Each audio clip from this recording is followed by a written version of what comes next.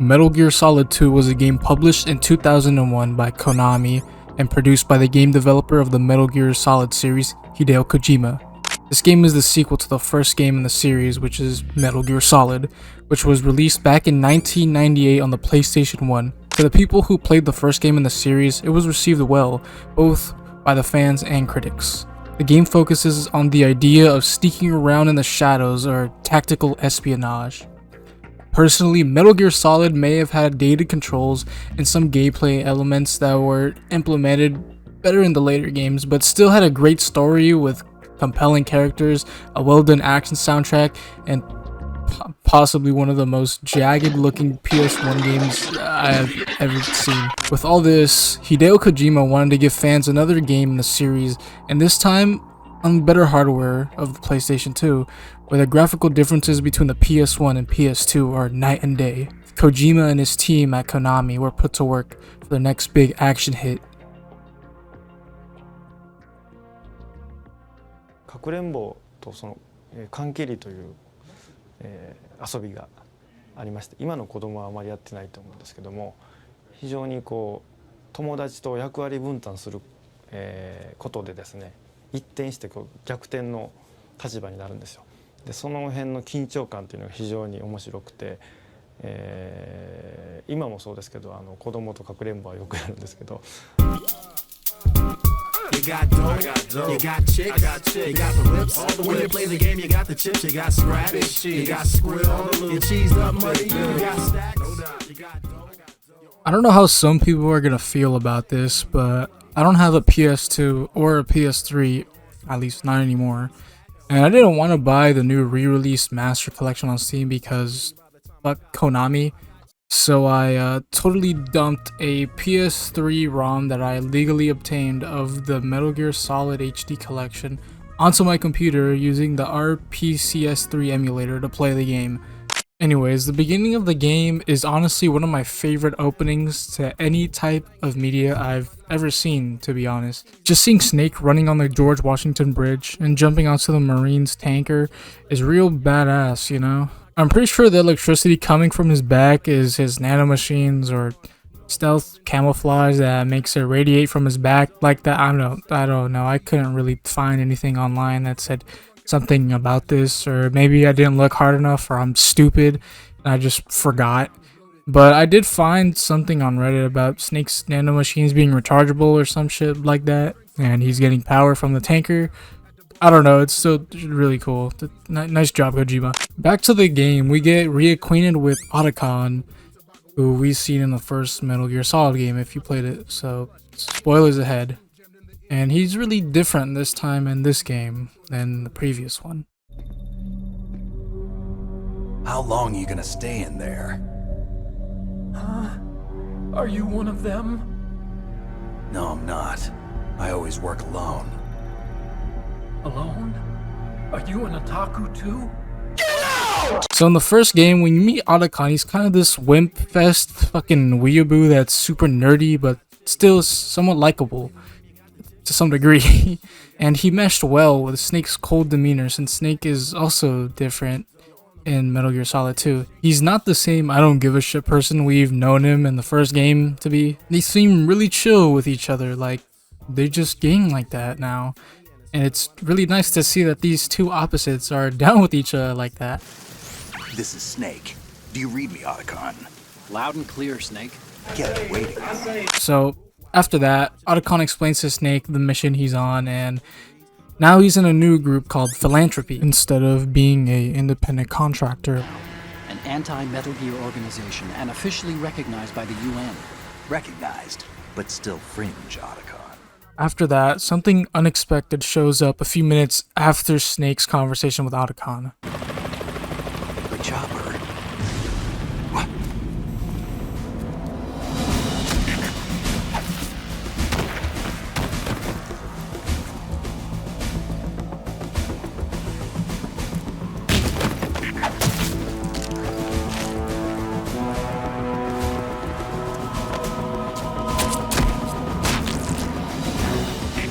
Looks like we're not the only ones after Metal Gear tonight.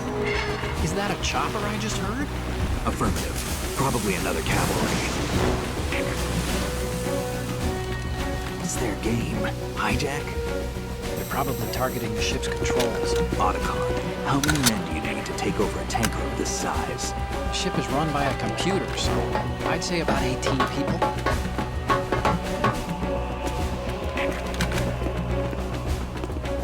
AKS 74U.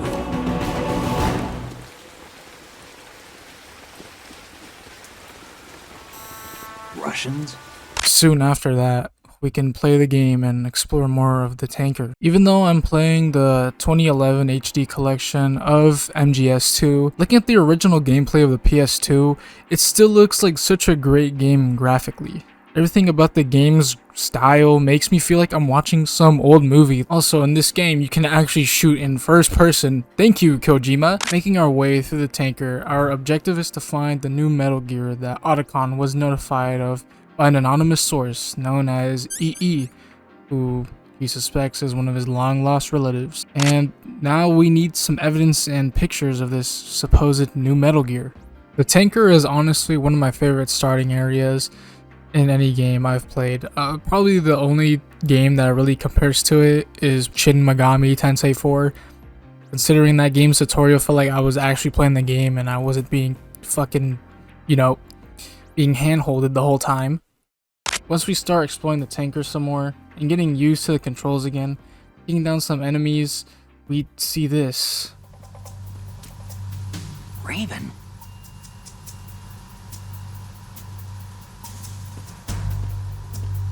Yeah, got your bitch ass. They got a fucking Vulcan as an action. Why is this here? Getting past the rest of the Russian operatives and more sneaking around, we start to make our way to the control room of the tanker where we see this.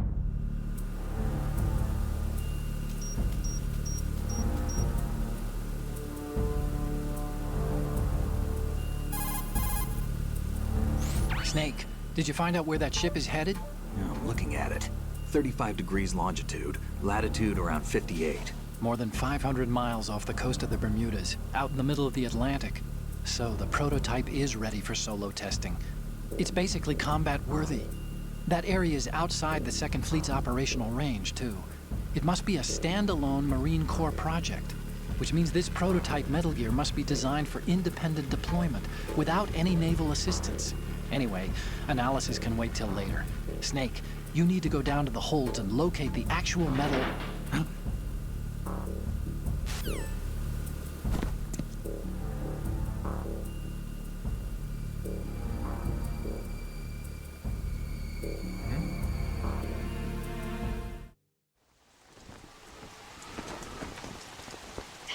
has landed. I'm on my way to the tanker holds. Report your status. Control room, communications and engine room are under control. All entry and exit points to the tanker hold secured. Infrared sensors placed and operational. Good work. Are the explosives in place? Yes, they are all planted. Listen, once we have what we came for, the tanker will be scuttled. And the vehicle's pilot. He's the only one who underwent the VR training. No one else can do it. Are you sure you can trust him? Your part in the mission is complete. You are to... Snake peeks into Olga's conversation with the man who took over the tanker, who is Sergei Gorlukovich, the man who is running the Gorlukovich mercenaries, including Olga, as she is his daughter, and this leads to Snake confronting her and giving us the first boss fight in the game. And Father, I want to stay and fight. There is no choice to make here, Olga. Need I remind you that you are carrying my crest? I'm AI with the braids. I'm AI with...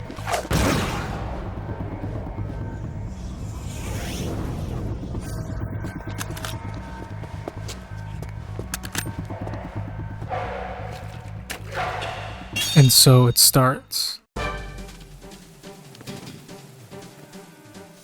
Olga's fight isn't very hard, but I mean, I sucked at it because I literally forgot the controls. Like, the fuck am I doing here? After shooting the pregnant lady a few times with my tranquilizer, she finally goes down and we are able to obtain the USP, a gun that could actually shoot real bullets and kill the person. With it, we go deeper into the tanker, still looking for the Metal Gear.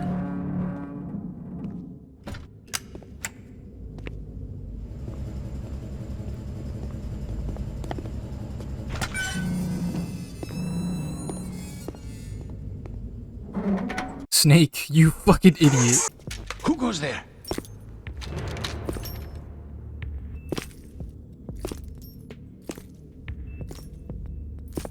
Oh, Shalashaska. Why are you here? We thought you were with the Colonel. What the? Remember that old guy when I was explaining that stupid nanomachine shit? Yeah, that is Shalashaska. Or... Revolver Ocelot. And it looks like he's here to do some work for Galukovich. Or at least that's what we think he's doing. Later we see the lower portion of the tanker where there is Marines being trained and taught about what we came here for. Knowing the location of the new Metal Gear, we have to take photos of them and show them to Otacon so he can process them. We need to get photos from the front left, front right, and a picture of the Marine Corps insignia on the Metal Gear. Soon after, he gives us the okay to leave the area as we've gotten the pictures, but as soon as we do, someone shows up.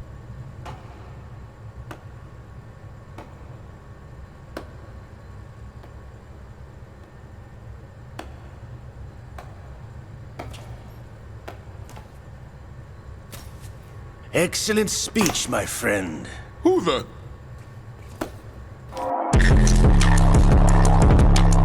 I am Shalashaska, also called Revolver Ocelot. Ocelot distracts the men from Sergei coming up from behind and making Commandant Scott Duff his hostage. The tanker we're on is fully loaded with Semtex, with Ocelot having the remote detonator. One thing leads to another, and Ocelot betrays Sergei, telling him that Metal Gear Ray belongs to the Patriots. I regret to inform you that I have no intention of selling Metal Gear. As I said, I came to take it back.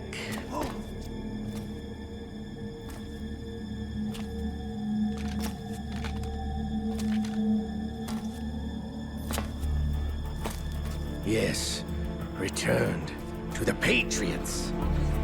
The Lale Lule Lo. How's that possible? Everything basically goes to shit, leading to Ocelot actually using the Semtex, which makes the tanker actually start to sink. Everyone is fighting for their life in the sinking tanker, including Snake. Snake finally decides to confront Ocelot, and oh my...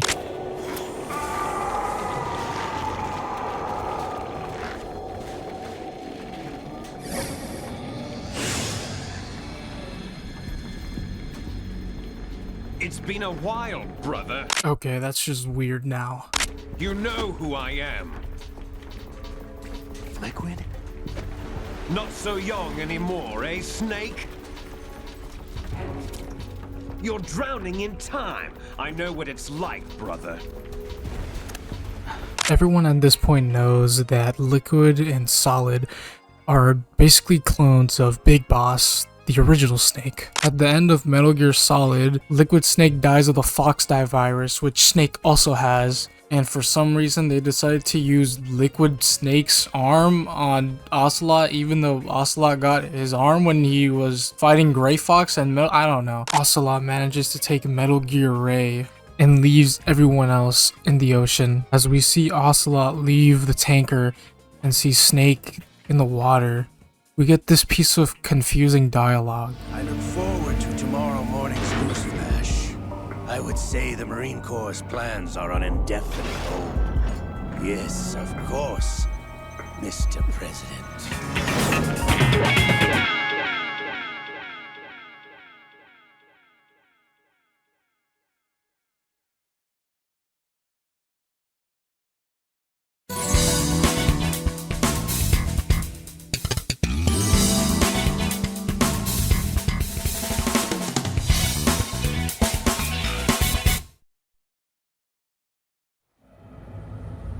Snake, do you remember the sinking of that tanker 2 years ago?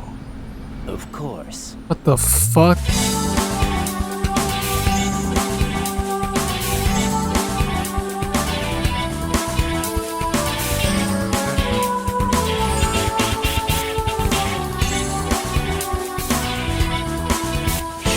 Okay, so who is this guy? And why is Campbell just here too? Like, what? It has been 2 years since the tanker Snake was on has sank down to the coast of Manhattan. Us, the player who is known as Snake, wait no, we're actually called Raiden. I feel like some kind of legendary mercenary. Our part in this mission is infiltrating this new area called the Big Shell that is apparently overrun by terrorists who call themselves Dead Cell. They want $30 billion out of the government, or else they'll blow up the whole shell, which has a lot of hostages and the president, so they are asking for ransom. If Dead Cell manages to actually blow up the shell, it will literally set free oil and deadly toxins into the water and pretty much destroy Manhattan's water ecosystem. So it's up to Raiden to do this on his own, and so it's his first real mission. I've completed 300 missions in VR. This motherfucker just keeps talking about his VR missions, like shut up. Once we get into the core of Trashiii, we explore around a bit and check out Raiden's movements, and I mean, you can do a pretty dope ass cartwheel. Opening the door that leads to the elevator, we spot someone who looks very familiar, and we catch a glimpse of him, and oh my god, it's Snake! Well, I guess that was enough of Snake for now. Anyways, Jack, is everything alright? and there she is. Jack, can you hear me? Rose, you're not supposed to be involved. What's going on? Jack, I'm a part of this mission. Colonel, what the hell is going on? This is Rose, Raiden's girlfriend, and she also reveals Raiden's real name, which is Jack. I mean, it's pretty bland, but I don't know if I should be talking, so. She's our analyst for the mission. Think of her as our info grabber, pretty much. Back to it, more Russian ops come down to the core in search of Raiden, so I gotta wait for the elevator to come down again, and once we get on it, this cutscene plays.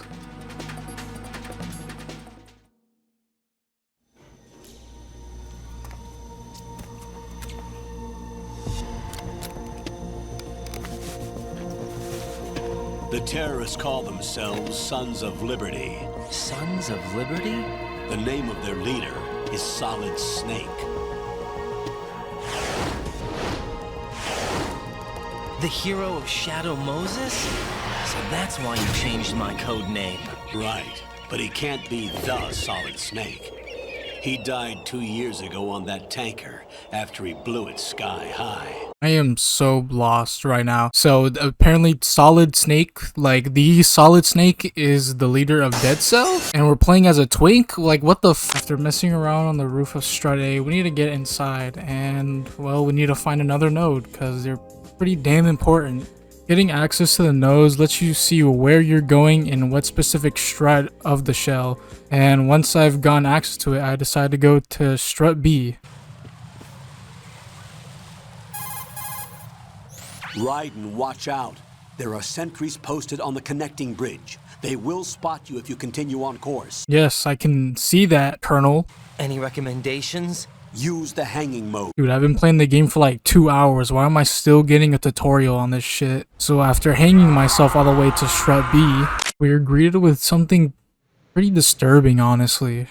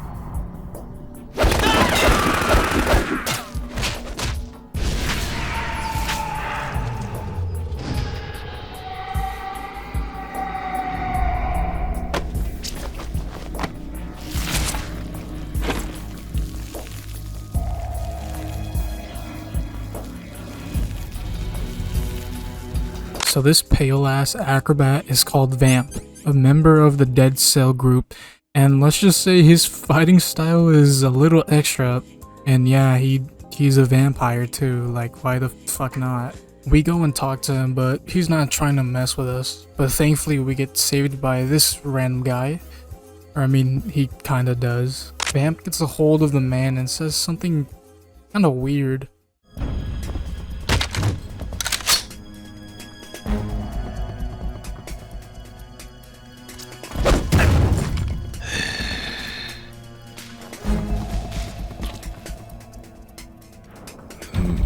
Strange smell.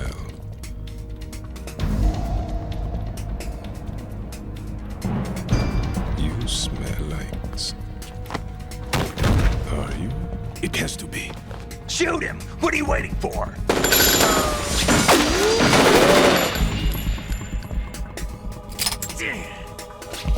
Vamp, Yeah, Queen? are you all done cleaning up? Yes, but wait till I tell you what I found. Vamp manages to escape because Raiden's dumbass couldn't pull the trigger in time. So we're still in the room with this unknown guy, and Raiden asks him who he is and says that his name is... My name is Pliskin. Iroquois Pliskin, Lieutenant Junior Grade.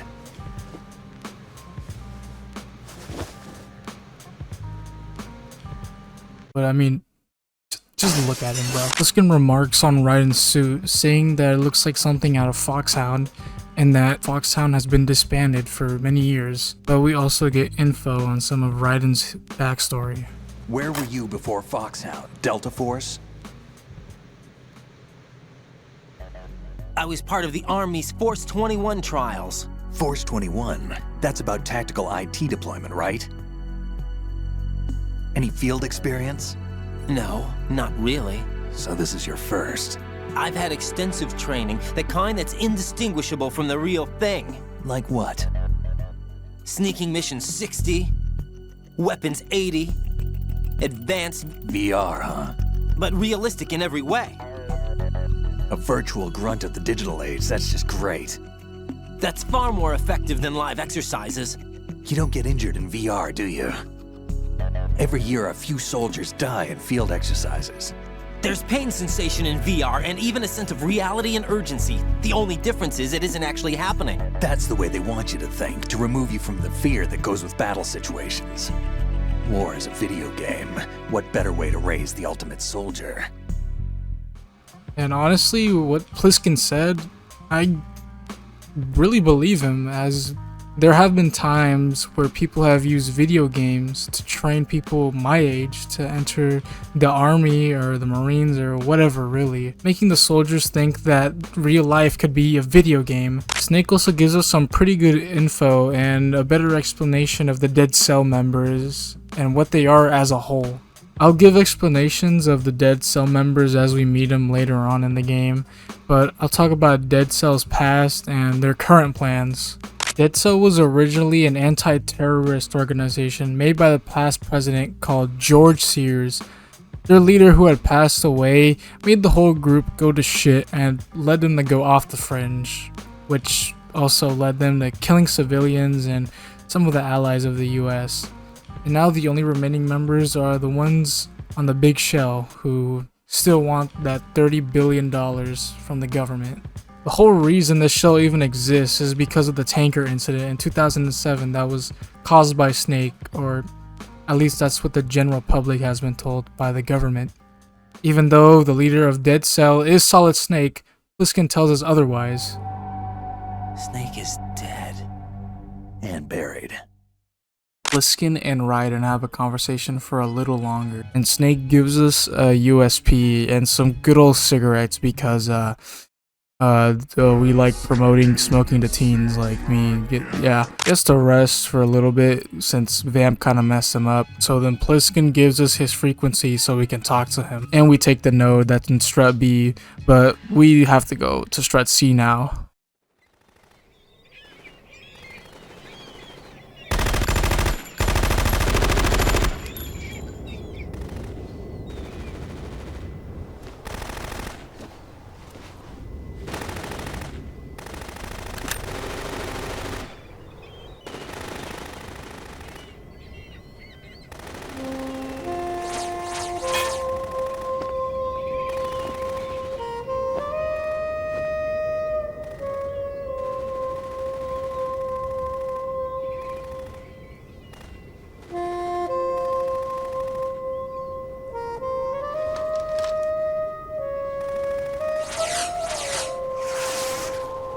What the hell is that?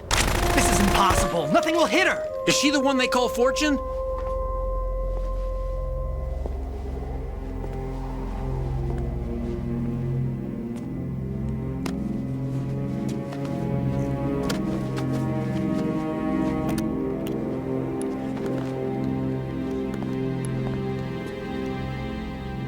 Queen.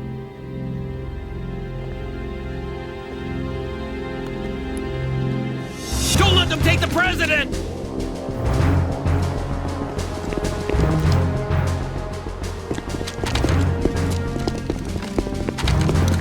Ready grenades!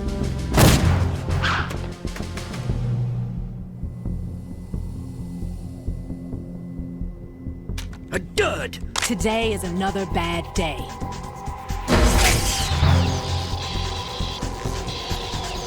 Is there anyone here that can give me happiness?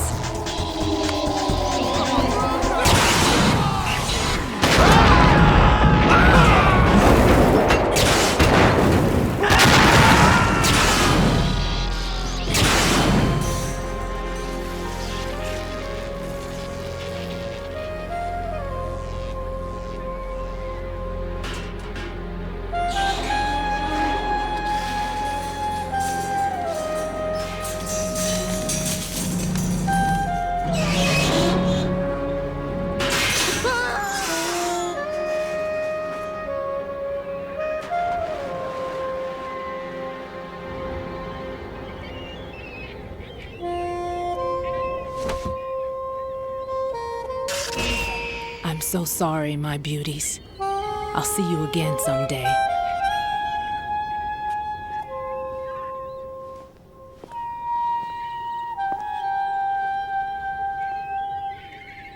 Fortune is another Dead Cell member who isn't a vampire but is extremely lucky when she's on the battlefield.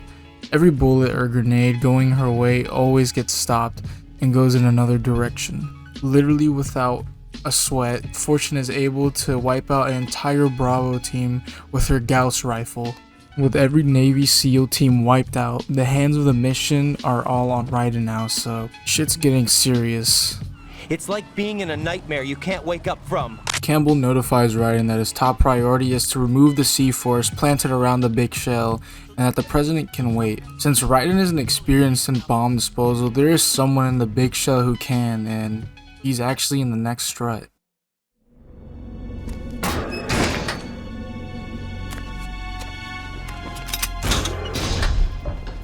Freeze!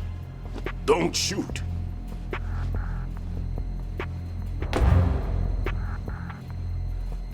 You a cop? I'm not NYPD. I came in with the Bravo team. Who are you with? And what happened to SEAL Team 10? They're all dead. All of them? That's bad.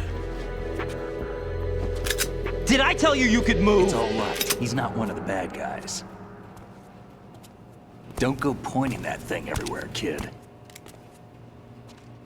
Meet Peter Stillman, who is a bombs disposal expert.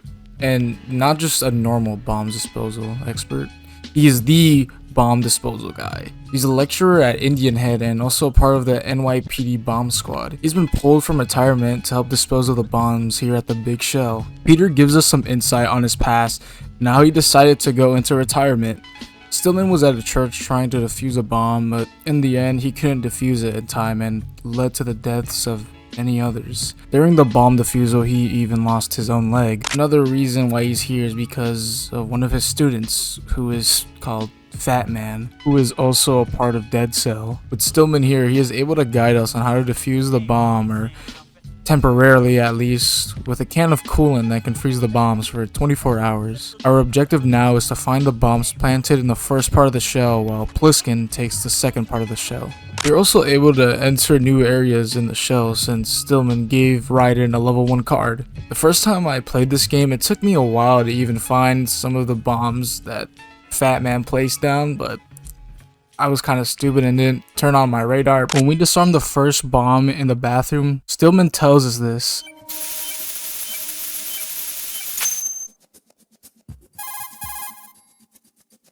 Raiden here. I took care of the C4 in Strut C. The ceiling of the women's bathroom was set to blow. That's not like him. Anything wrong? Maybe.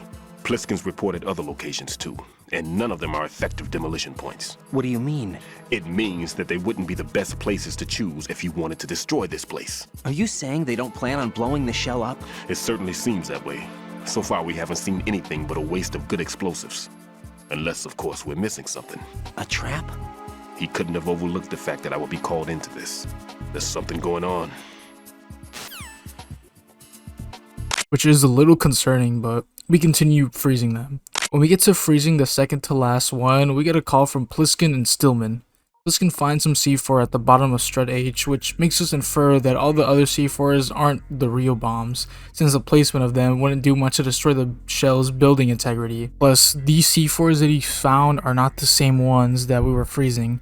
These ones are actually scentless. When we were taking down the baby bombs, they actually had Fat Man's cologne on them, but these ones are going to be harder to detect. With more bombs to freeze, it's going to be a lot harder for both Pliskin and Ryan to defuse him until Stillman says he can, which should be physically impossible. Yeah, remember when he said he had a bad leg? Yeah, he lied about that. Any ideas, Pete? Are there more out there? I'll go see for myself. You can't move fast enough. He's right. I can try the spray from a distance. Hold on. There's something not right about this one. I can feel it. Okay. It'll have to be me. I have the level 4 card that'll get me into Shell 2 in any case. You'll never make it. With that bad leg of yours, they'll spot you for sure.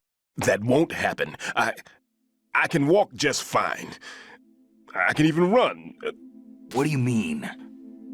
That bomb 5 years ago. I messed up. Even with all my experience, I lost it. And a church was lost in the explosion. All those kids playing nearby, too. These past 5 years, I've lived a lie. Lied? Yes, lied. I didn't lose my leg in the explosion. So many dead. All because of my mistake. All I could think about was hiding from the crime, shielding myself from the public outcry. I wanted people to be sorry for me, for my weakness. I faked being a victim myself because I couldn't bear to face the families of the real victims. This is no prosthetic. I can keep my footing on catwalks and hike over deserts. I lived my life so well I haven't even answered to myself for my sins. It was supposed to be a shield, and it's become a shroud instead. I've killed my soul by playing the victim. Instead of protecting me, it's made my life even more hellish. What good can that do the victims? I know. I'm a coward. Hey, Pete. God forgive me. I can walk with my own 2 feet. Stillman may be a coward for lying to everyone about his leg and not being able to confront the loved ones of the people he let die. But still, you can somewhat sympathize with the guy. I mean, come on, he let people die, dude. Like, taking responsibility for that takes some crazy balls. While taking responsibility in his point of view was definitely hard, it was most likely the right thing to do. And it looks very clear to me that he's very remorseful of what he's done, and it ultimately has affected him a lot. All this time, everyone was under the assumption that he was crippled, but since he isn't, he can actually help us with the defusal of the other C4s around the shell. After the transmission, we're able to find the last bomb we need to freeze, which is in Strut E. Honestly, finding this last bomb took me a while. I deadass thought it was somewhere in the conveyor belts, but when I got on the conveyor belts, I just got sent back to Strut C and I was pissed as hell. At least I got the other sensor that I needed for the other C4, so it's okay. Making it back to Strut E, I decided to go to the heliport and see if I could find the C4 there. And I find someone familiar to us, but not to Raiden. I've taken care of that annoying fly. What's the situation over there? Puzzling. I saw a man dressed like a ninja just now. Ninja? It's the only way to describe it. A kind of cyborg ninja complete with a sword. What? Are you hiding something from me? Olga, are you sure it wasn't an Arsenal Tengu? Don't be a fool. Think I wouldn't know the difference? I've never seen field gear like that ever. All right, we'll intensify patrols. Anything else? Actually, one more thing. You'll find it hard to believe, though. I saw a man hiding under a cardboard box. Where? On the connecting bridge to Shell 2. So you believe me this time? I've seen someone use that box trick before. We'll lay a trap on the Shell 2 connecting bridge. Over and out, then. Freeze! You must be one of Dead Cell. Of course not. What a thing to say. Drop your gun! Not a chance.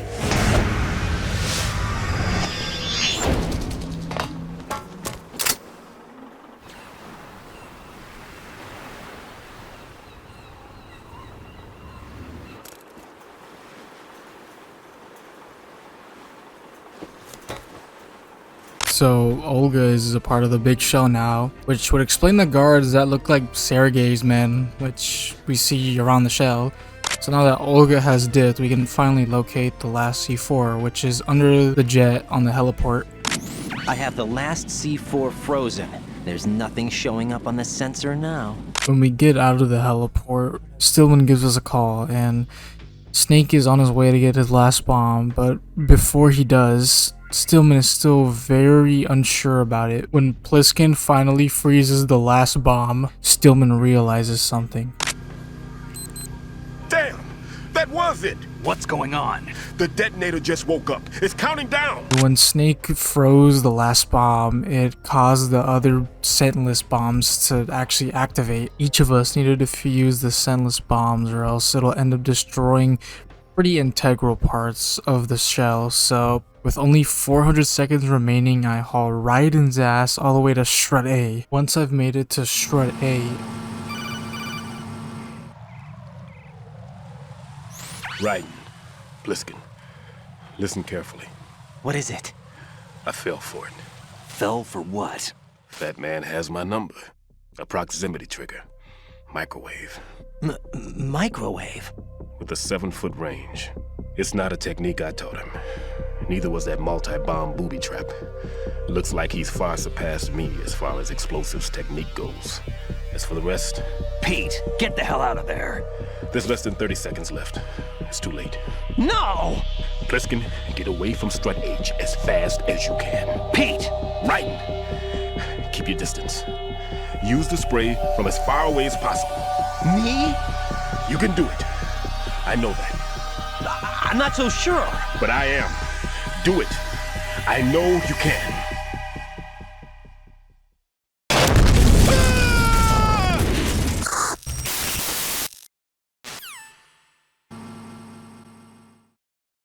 damn. Just like that, out of nowhere, Stillman died. The man who died with his lie that everyone thinks is true, and no one really dwells on it. The game just continues, and that's his legacy. Once we make it to the bottom of Shred A and defuse the bomb, which I was literal seconds away from dying. With the bombs now defused, Campbell tells us our current objective is to save the president again. I actually saved my game around this time, and we got this kind of funny codec call between Rose and Jack. Jack, when you get home, let's have a homecoming party. Just the two of us. Yeah, that's a good idea. I'll make dinner. Or what's wrong? Well, that sounds good, but how about we eat out at that one restaurant instead? You know, the place that we went to recently with the amazing lobster. I really like that place. Well, yeah, I guess that's okay too. Huh? Nothing. I just love lobster. Yeah, can't wait. Woohoo! Campbell calls us short after and tells us that a hostage has been killed, and that within every hour that passes, another one will be killed. There's also another part of this conversation that kind of confuses me when he talks about Pliskin. What are my orders? What should I do? Stay with your mission objective. Rescue the president. What about the other hostages? President Johnson is your first priority. Priority my butt. Jack, be reasonable. I know what you're feeling, but you can't save them all.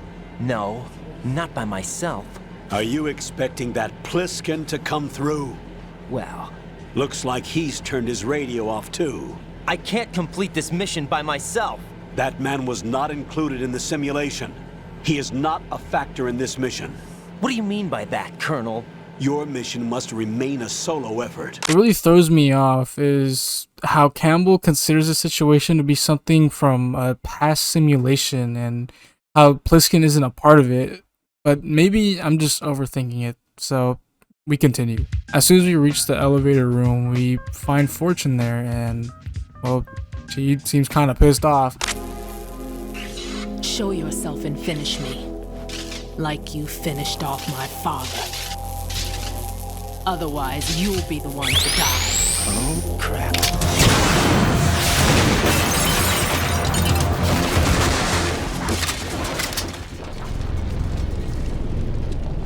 Bro, can we get a fucking break or something? Jesus. She initiates a fight with us, and it's not exactly my favorite fight in the game. We basically have to do an endurance boss fight where we can't shoot her since, you know, the bullets literally don't reach her. But one detail about this fight that I like is how small her health bar is, which means she'd be one shot if she didn't have, well, her lucky ass ability. She also thinks that we killed her father, but I mean, if we go back to the tanker, we can see that that was clearly Ocelot, not us. Campbell tells us after a while that he's been contacted by Fat Man, and we've been selected to go meet up with him and go defuse a C4 that he planted on top of the heli. Man, this guy's a fucking masochist. We only have 400 seconds to disarm it. So after finally dodging Fortune's Gauss rifle, we were able to actually get a chance to breathe.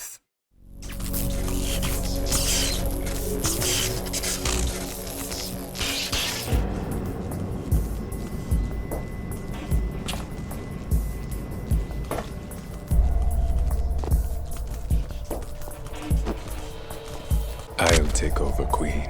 What is it? It seems our friend Fat Man is out of control. He'll actually try to destroy this place? Yes, this could unravel everything we've planned. But why would he do such a thing? Who knows? But he's nothing more than a stereotypical mad bomber now. He's completely lost sight of our ideals. All right, I'll take care of the wayward soul. It wasn't him. Unfortunate. I expected more of this one, really. But he couldn't kill you, I see. Completely useless. Then he's all mine. Later, then. Now!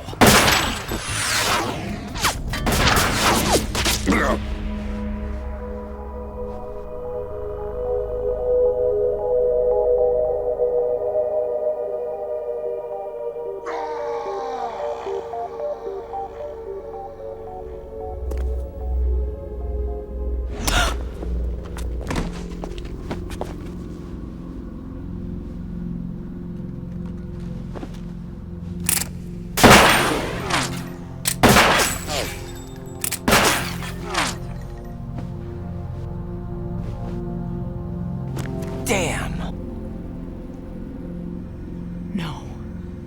No, that death was meant for me. Why am I the only one that can't die? Alone again? Cheated out of death again? How long will you force me to live? I thought you could give me peace. But you couldn't kill me either.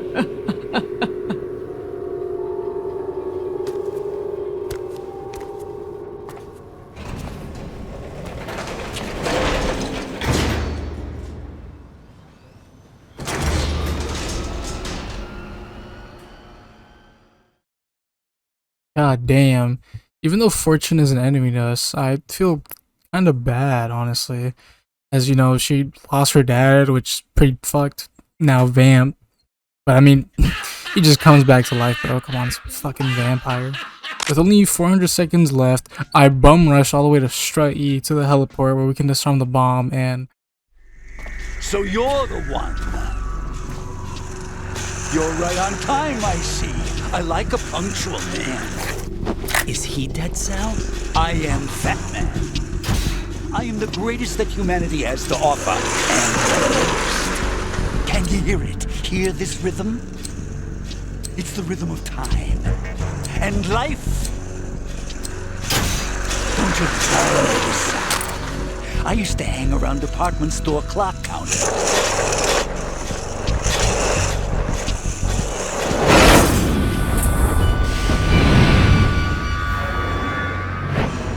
Life is short. Bombs tell the time with every moment of their existence, and nothing else announces its own end with such a fanfare. Glad you could make it. The party's about to start. Whoa, this is Fat Man, a student of Peter Stillman, and definitely a character from Metal Gear Solid. Honestly, Fat Man's crazy demeanor and really heavy accent makes him a really standout character in the series, and honestly I think he's a lot more cooler than Vamp or Fortune, really. While MGS has his fair share of nut jobs and goobers, Fat Man really ends up being one of my favorites. He isn't in it for the money like the rest of Dead Cell is. He's kind of here to make a name for himself, actually. Now, I don't know if you guys picked up on this, but I feel like you can see some type of correlation with Stillman and Fat Man as well. Not only were they somewhat family figures with each other, but there's also a sense of legacy with this character. I'll get more onto that later. This boss fight is actually really fun too. He places down his C4s that need to be disarmed in time before they go off, and we have the chance to cartwheel into him and shoot his dome a few times. After defeating him, he lets us know he activated a huge bomb that will sink the whole shell, and well, it's literally right under him. Like, fuck. I actually wanted to talk about the whole legacy thing I mentioned a few seconds ago, and I'll show you this cutscene between Raiden and Fat Man, as this will start the whole discussion about legacy and the themes of the game that I want to talk about later on. Tell me where I can find the bomb. That's your problem. This is the highlight of the party. Bring it on, I say. They'll be happy too. I die here and start my legend. Too bad you won't be around to see the movies. Laugh and grow fat.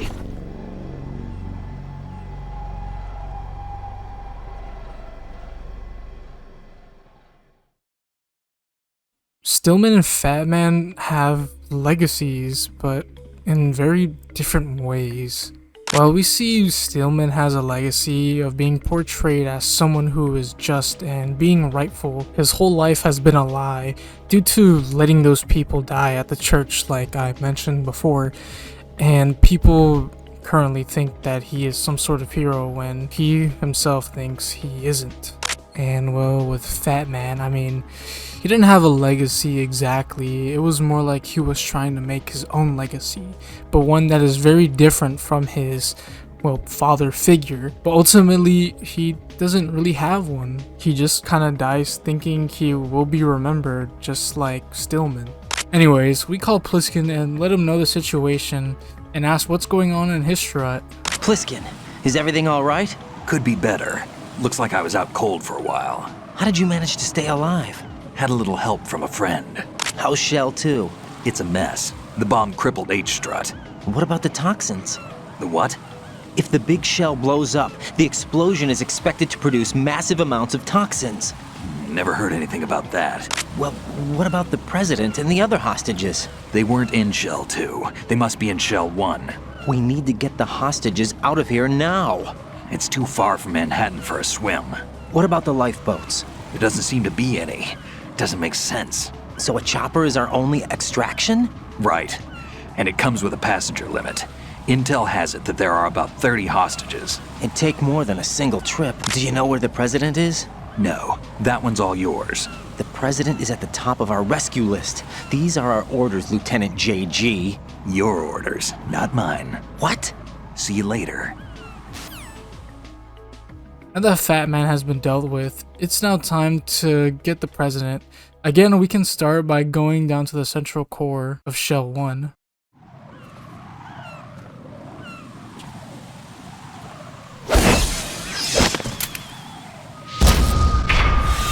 You passed with flying colors.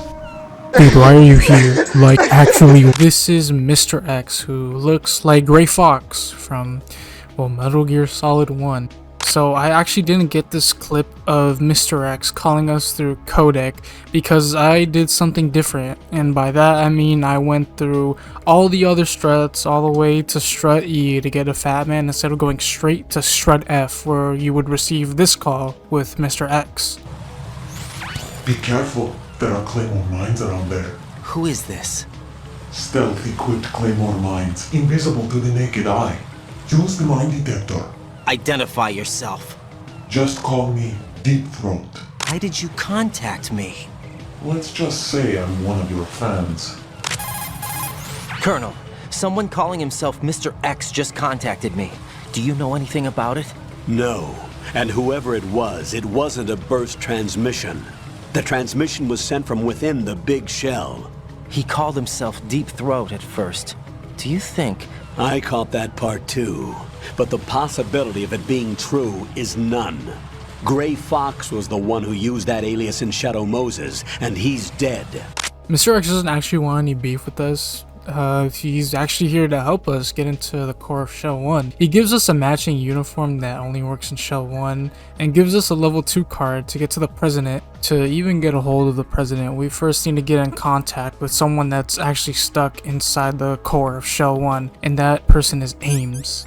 The only way we'll be able to know who Ames is by seeking a directional microphone and searching for his heartbeat, since he actually has a pacemaker and it'll sound different than everyone else's heartbeat. Getting to the president as soon as possible will be our top priority again, as he holds the nuclear code needed and Dead Cell already has both of the codes, so we need to hurry.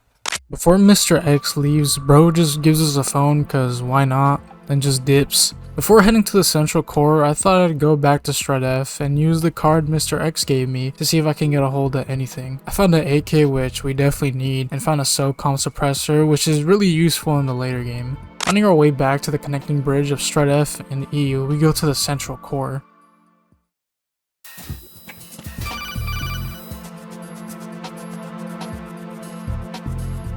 Got a minute, Jack? Rose? I found some information on where Solid Snake is interred. Great. Shoot. I've located the grave site. And the body? Exhumed for DNA testing.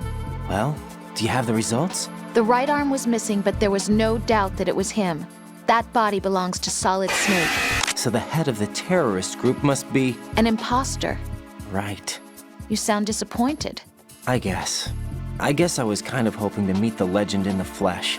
I get you. But it looks like he's not behind this incident. Raiden, the president needs you, I think. Such a weird piece of dialogue. He just says, I think, like, the fuck? While being at the central core, I actually realized something. I'm like an hour into the video and I haven't talked about the music. The music for this game would actually be composed by two people, being Harry Gregson Williams and Norihiko Hibino. I'll actually play some of the music right now so you guys can know what I'm talking about, because the music in this game is great.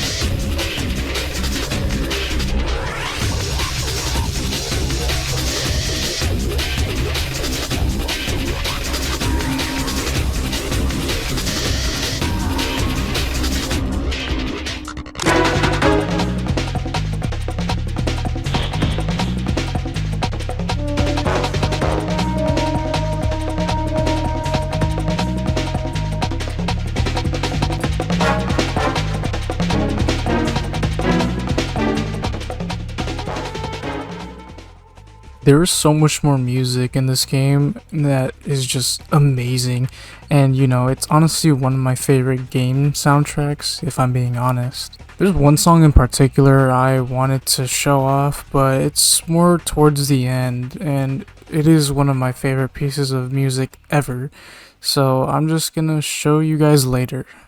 Anyways, after checking every single locker in the whole vicinity for that loot, I found a directional microphone needed to hear Aim's pacemaker and casually choke a man because I need his eyeballs to be scanned so I can reach Aim's. Once we're inside the core, we go and find him with our directional microphone, and once we meet up with him, we have this conversation with him.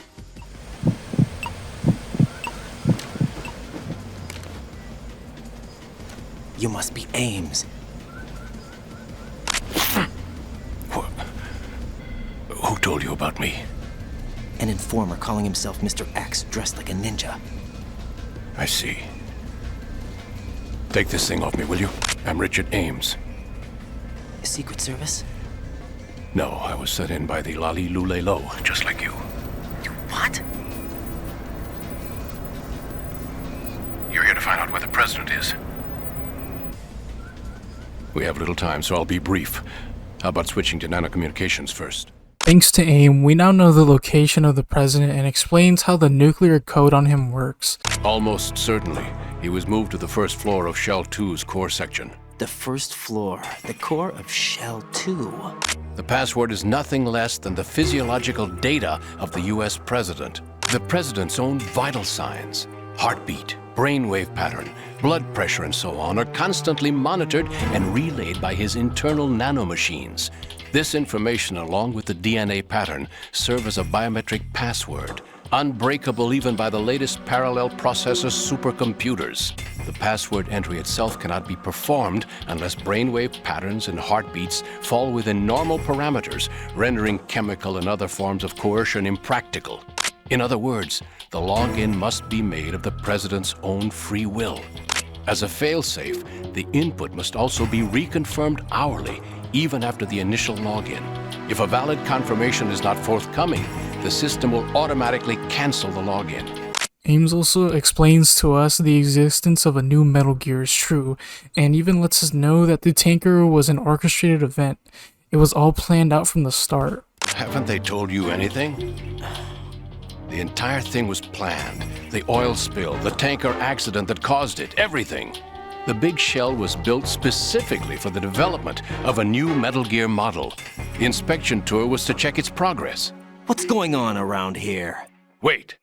We also get a look at this supposed solid snake. Oh yeah, an ocelot's just here cause, Metal Gear. King, Fat Man is dead. It doesn't matter. Saved us the trouble of getting rid of him ourselves. Why did he betray us? Who knows? They're a band of lunatics to begin with. Nothing they do should come as a surprise. The man in the sneaking suit. You know more about those suits than I do. But Foxhound was disbanded 4 years ago. So it must be the Patriots. What about the damage to Shell 2? The circulation system for the contaminated water has been damaged. The water being drawn in is overflowing, and the lower block of the central section is flooding. Seal the connecting pathway between Shells 1 and 2. What about the President? The password entry has already been made to the black case. In 1 hour, we'll need a confirmation from him. His work is done after that. Make sure you keep him alive until then. Only a few more steps to outer heaven.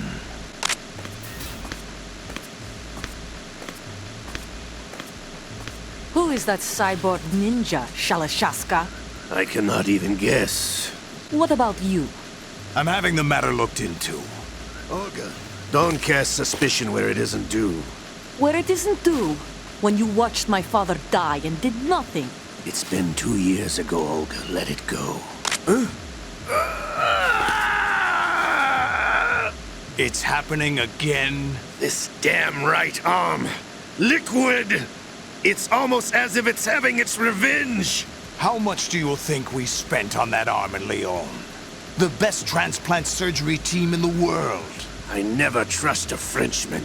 After hearing this entire conversation, we get some pretty good info. Apparently the president is actually cooperating with them and gave him the nuclear code, which is pretty fucking scary. Ames also explains to us Dead Cell's true objective, which is not to receive $30 billion in cash, it's to activate a nuclear warhead on the Metal Gear within Manhattan's radius up in the atmosphere, causing power outages and ruining the environment along with it. With the president cooperating with Dead Cell, we have little time left before they have access to nuclear weapons. Dead Cell wants to put Manhattan in a state where the internet and cyberspace is turned off, making it go offline and turning it into some type of republic. It looks like our conversation with Ames is going to be cut short since we've been eavesdropped on by Ocelot. We obtain a security level 3 card that gives us even more access to the shell. When being confronted by Ocelot, he tells us who Ames really is, a colonel. And Ocelot knows he was sent here on the big shell to have tabs on the president, since the government knew President Johnson would betray them. Suddenly Ames has a heart attack when he mentions the Lalilulelo, or the Patriots, to Ocelot. Our cover has been blown and we don't have anywhere to go until...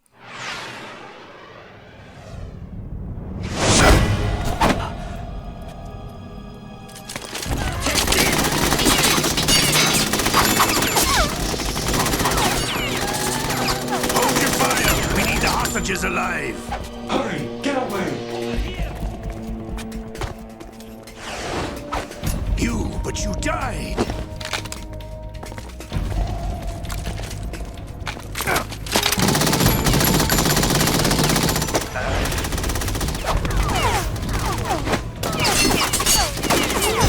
Leave this to me. With the help of Mr. X, we're able to escape Ocelot and hopefully get the hell out of the central core. Campbell calls us and we tell him the whole story about how the $30 billion was a complete cover-up for what Dead Cell actually wanted to do. Raiden suspects Campbell isn't telling him the whole truth and that he's lying to us, but he supposedly doesn't know what he's talking about.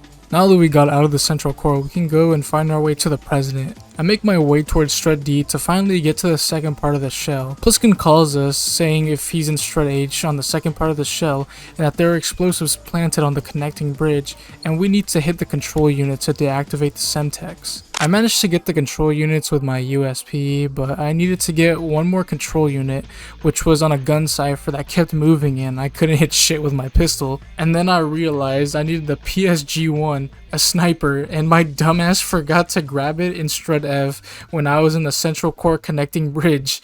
Man, I fucking hate backtracking, bro. Anyways, I went back to the cipher and shot it down, and I was actually able to cross the bridge now. With the Semtex defused, Pliskin gives us a call. Raiden, I found us a ride. I'm all ears. One of the enemy's Kasatkas. Is it in good shape? Full tank. I'm heading for Shell 1 now. What about that Harrier? It's not on the heliport here. Good. I'll set this one down there then. Can you cover the hostages? They're being held on level B1 in the core. How many hostages are there? There's a few short of 30. One dead and several wounded. The Kasatka's cargo area will hold 13 max. What about the other Kasatka? I sabotaged it. It can't come after us if it can't get off the ground. We'll have to make 2 trips. Raiden, let me introduce you to my partner, Otacon. Otacon? Hey, Raiden. Nice to meet you. Intruders! Over here! Damn! Raiden, I'll talk to you later. We later see Pliskin and Otacon on the Kasatska, but out of nowhere, someone starts talking to us.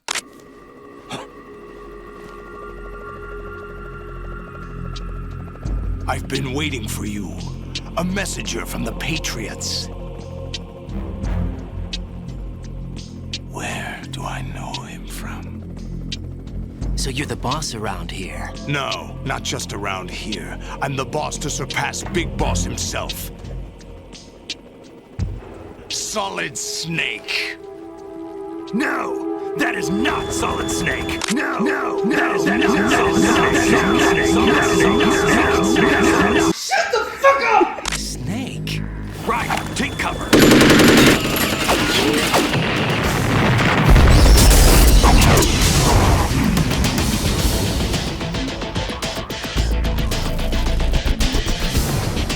Stop impersonating him! Did I get it?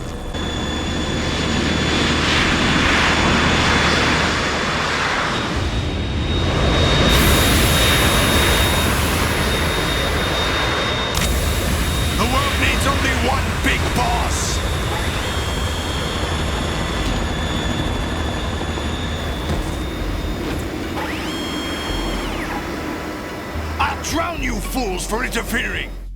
Enter Solidus, aka the ex-president of the United States, George Sears. Solidus also tells us who Pliskin really is, which, I mean, bro, we already knew it was Snake, like, come on, bro. He's also Snake's brother, actually, making him the third brother of the Les Enfants Terribles project, which I will explain briefly is a project that included the cloning of Big Boss, who is the original Snake, like I said before. The people that we know that have been cloned from Big Boss's genes are Solid Snake, Liquid Snake, and Solidus Snake. Before I talk about the boss fight that we're about to be in with Solidus, I want to talk about his design and how I really like it a lot. Solidus does have features that look quite similar to Snake's and Liquid's, but his outfit is a lot different than Snake's or Raiden's. What he's wearing is an exoskeleton that he got from the army. It supposedly increases the wearer's speed, strength, and agility through the use of the same artificial muscle technology initially developed for Metal Gear Ray. So what that means is he's wearing a suit that literally has built-in steroids. When I first played this, I didn't even expect there to be another brother in the Snake family, but my first impressions of him is that he's probably going to be one of my favorite villains in the entire series. Now that I'm done talking about Solidus, let's talk about his boss fight, which I really liked. His boss fight was actually really fun, but easy to do. Just target his Harrier with the Stinger rocket launcher that Snake hands you at the beginning of the fight, and just hide from cover until the Harrier goes down. Once you've hit it enough times, this happens. I'll let you go out in style!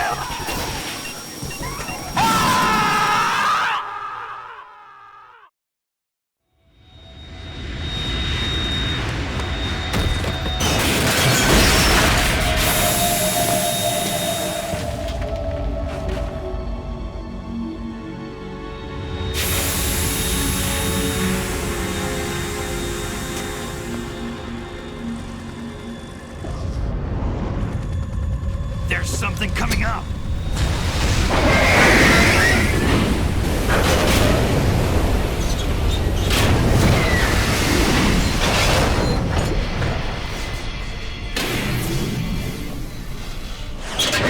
That's Metal Gear!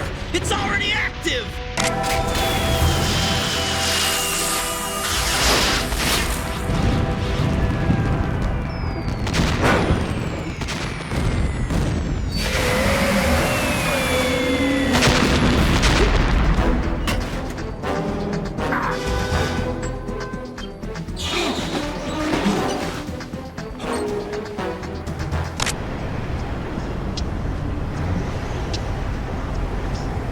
They got my eye!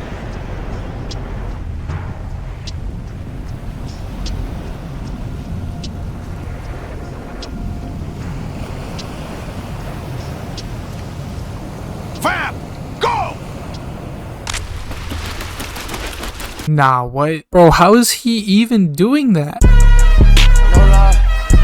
With Snake's Kasatsuka taking damage from Solidus's Harrier, they have to go back on the heliport. And with Metal Gear Ray being active, we're in even more of a rush now. And Raiden is just hanging on the broken piece of bridge. We have no other option but to keep exploring the second part of this shell. Raiden ends up fanboying over Snake for a few minutes and asks Snake why is he even back in the fight. As mentioned before, Snake and Otacon are considered terrorists due to the whole tanker incident. Otacon ends up telling Raiden why they're even fighting in the first place.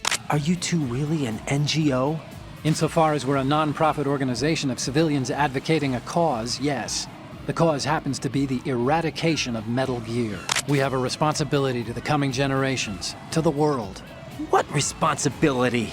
To keep track of the mistakes we've made as a species. We need to remember, to spread the word, to fight for change. And that's what keeps me alive. You think you can change the future? Nah, I'm not as arrogant as that. After our call, Campbell monitors our entire call with Snake and he gets pissed. You were monitoring the codec calls. That man was the real Snake all along. Maybe. Maybe? Don't let your guard down with him. Why do you say that? Because they were never a part of the simulation. They're an unknown factor. You can take your simulation and... We're out here, we bleed, we die. Colonel, you and Snake used to be on the same side. I don't give a damn what that piece of trash said. Do you get me? Jesus. It looks like Shadow Moses really got to Campbell, but that isn't important now, so let's keep going. With no other option but to going to Strut L, which leads to Shell 2, Raiden has to maneuver all the way over there. I deadass died like 3 times here, it was so embarrassing. After taking out a few gun ciphers and putting guards to sleep, we can enter through the connecting bridge and get inside the core of Shell 2 where the president is, which is the air purification room. We also end up meeting Olga here, but she doesn't see us. Olga, Snake, he's here. In Shell 1. My father had some unfinished business with him. Olga, calm yourself. Then screw your plan. I've been waiting for this day for 2 years, and I will send him to the bottom of the ocean, right next to my old man. The launch comes first. Damn it. We need to get started on the final checks for the unit.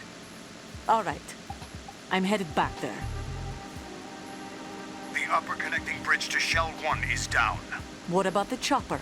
The cam-off is out of action. Take the oil fence from Strut L. I'll tell my men to start pulling out. Not yet. Their retrieval comes last. The intruder's still at large. Snake. Listen, Olga, the code confirmation is in 1 hour. Keep the president alive until then. I know. No one gets in here. Turn the currents on. Of course. High voltage currents on. The door stays shut unless the president manages to take out that circuit panel from inside the room. And it's no job for bare hands. Now that Olga's gone, it's our job to meet up with the president and get him out of here. Conveniently, there's just some random vents that lead to where the president is, and we can just shoot rockets through them and fry the circuits of the electrical path of where the president is. Like, alright, I'm not complaining. But to even get the president out, we first have to find a Nikita, which is a rocket that you can control through the vents to actually fry the electrical currents. And the only way you can get this rocket launcher is by doing a... Oh my god, it's an underwater section, dude. Kill yourself! Anyways, we obtained the Nikita, and we have to do some more lame-ass backtracking in the water. Once we go back up, we can actually use the Nikita and guide the missile towards where the president is to destroy the electrical currents. When we see him in the room, we have possibly one of the most confusing and most thought-provoking parts of the game. It's kind of long-winded, so I'm gonna condense it for the video. Is this some kind of sick joke? I thought you came to kill me. What? I'm prepared to face the consequences of my betrayal. What are you I didn't mean this part. This part I meant. So President Johnson has fully decided to betray the government, and for one specific motive: power. I know throughout the video I've been mentioning the Patriots, not saying what or who they are, but I think it's about time I mention them. All this talk about the Patriots is about them being a shadow government that secretly controls the way people can receive and perceive media and news as a whole. Currently, there are 12 members that are stated to be in the Patriots whose names have never been heard by anyone. Their whole plan as of recently is to come up with something that effectively censors the media, hiding the truth from people. Democracy and debates, you can just forget about them, because all of them are planned out by the Patriots. The thing is, people don't actually know that this is just a script written by them. Even the president, who is one of the higher powers of the United States, doesn't have nearly the same amount of power as the Patriots do. Literally every aspect of their society is controlled by them, and very few people know about their existence in the world. The government does have an effect in society. They are mere puppets that are used by the Patriots. President Johnson wanted nothing more than to join them, but he's realized he can't, and would have never had the chance to join them in the first place.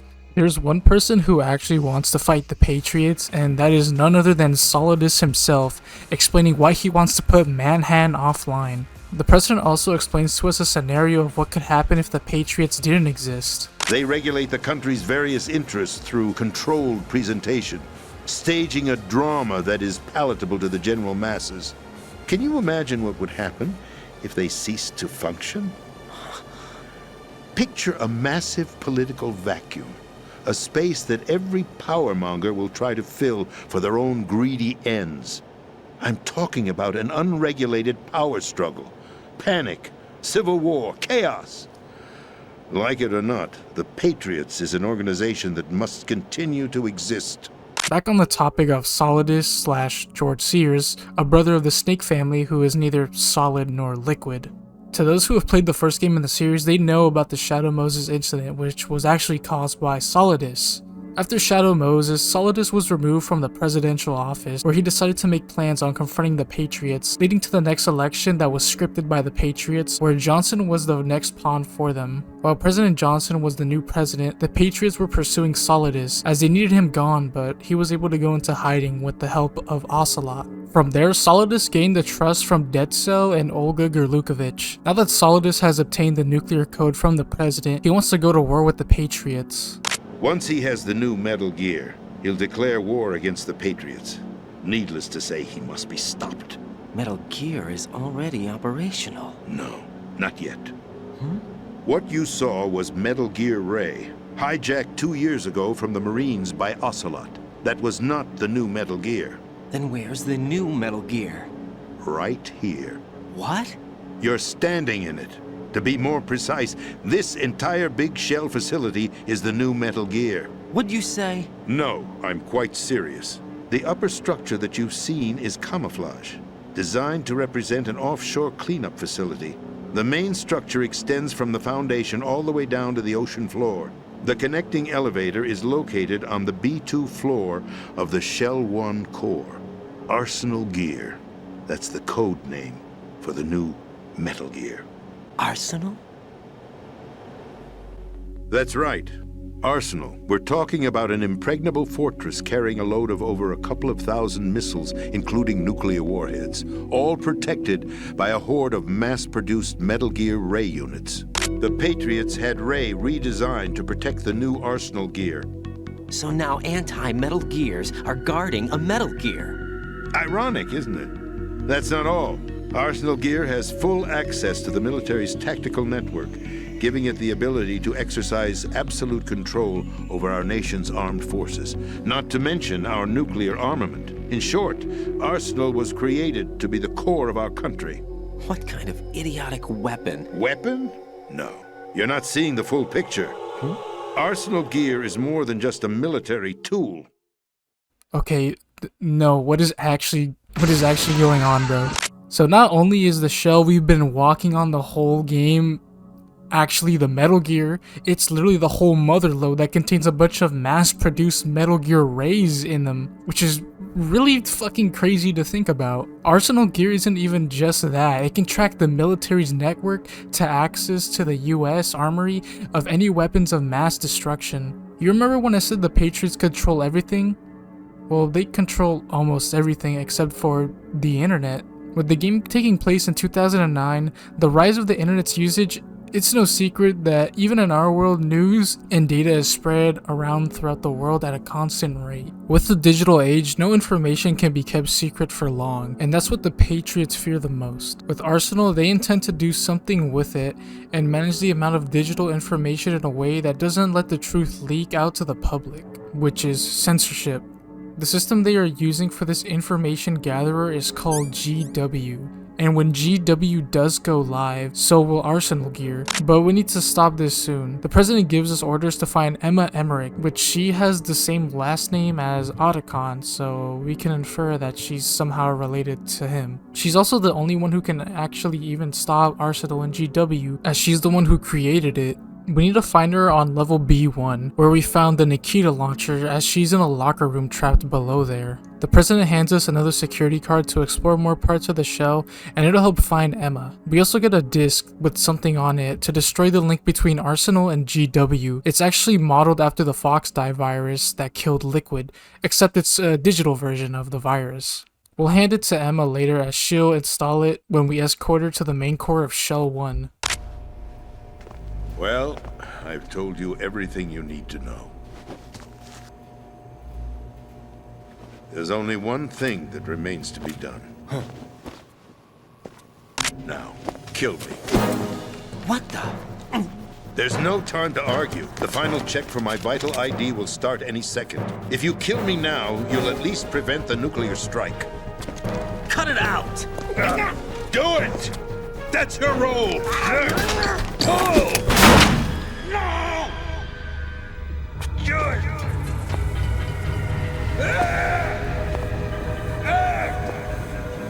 That's abusing your right to free speech, Mr. President. Or is it ex-president? The president! Why did you... Alas, my finger must have slipped. I'll see you around, carrier boy. Forget him. He did us a favor. Without free will, there is no difference between submission and rebellion. My only real choice is to put an end to this charade. Find Emma. Stop Arsenal. This is my last order as your commander-in-chief. I'm counting on you.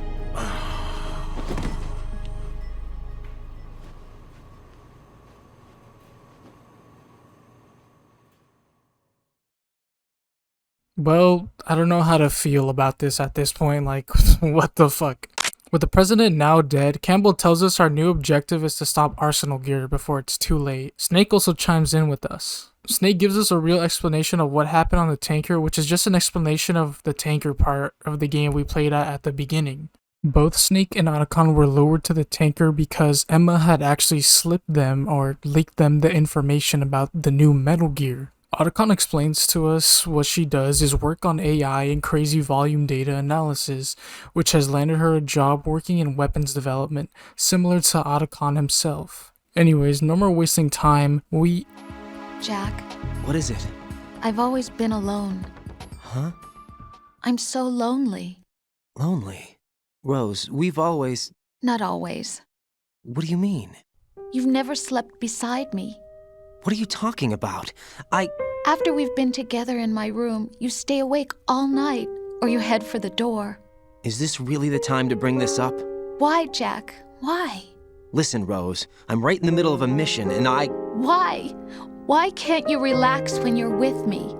Look, the mission, Why don't you open up to me? Rose, I just can't. All I ever wanted was to share your dreams, to spend a meaningful evening with you. I just wanted to find you by my side when I woke up. Is that asking too much? It's the night. I'm scared of the night. It's got nothing to do with you.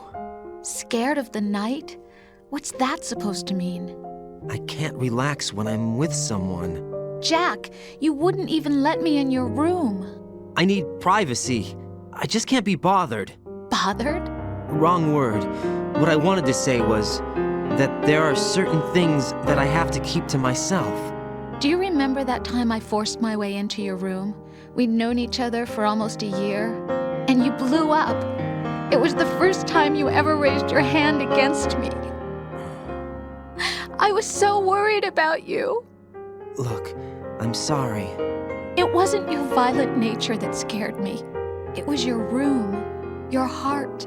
Stop it. There wasn't anything in your room. Only a bed and a small desk. It looked like a prison cell. Rose? No television set. No family pictures. Not even a poster. Rose, I only use that room for sleeping. A lifeless room. Almost like your empty heart. That's why I tried to keep you out. I thought I was beginning to understand you. Until I saw that room. Would you have been happier if I had a picture of you hanging on the wall? That's not what I was trying to say. Enough, Rose. We'll talk about this later. After the mission. Right. After the mission. I understand.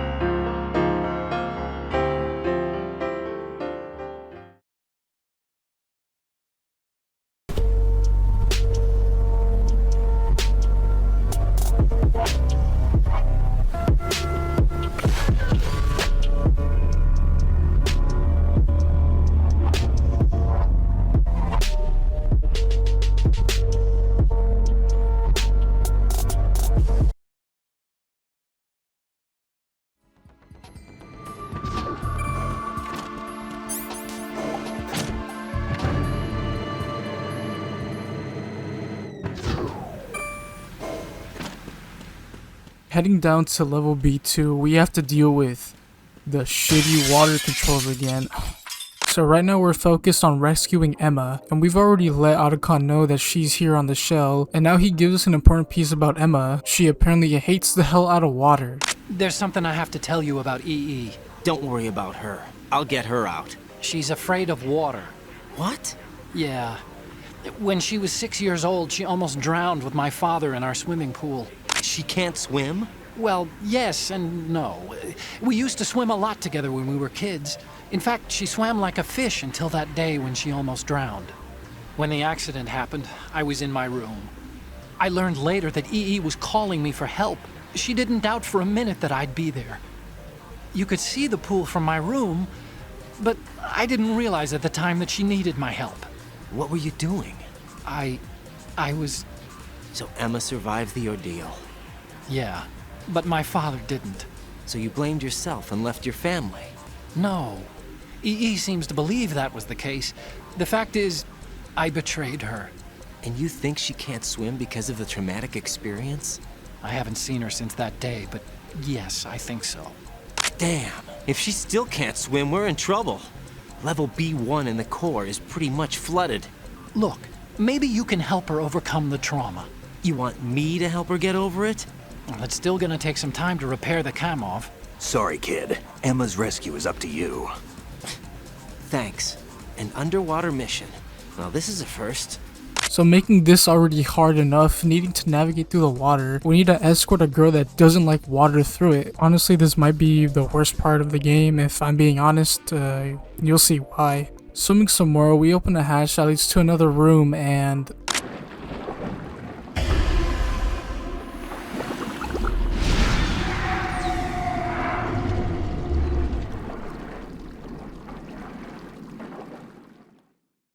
Dude, I'm not even gonna lie, this shit for real got me scared when I first saw it. Now that I'm out of the water for a while at least, we see this next room.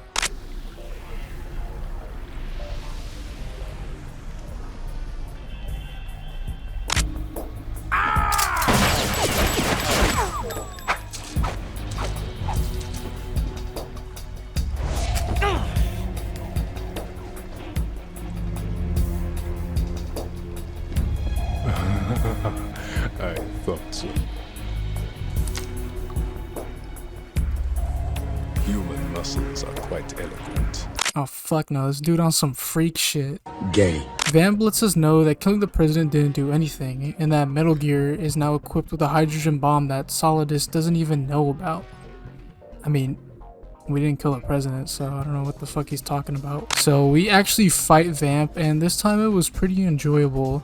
Even though the room we are fighting in is interesting, as the water is filled with microbes, making the buoyancy or the gravitational flow of the water non-existent. So once you're in there, it's practically over for you. That moves pretty fast, even more so than the fat man on his rollerblades. He throws knives at you, and some actually have the ability to stun you for a while, which then he throws even more knives at you. So far in the game, I've managed to take out every boss and most of the enemies on the shell with my M9 tranquilizer, which doesn't actually kill them, it actually just puts them to sleep.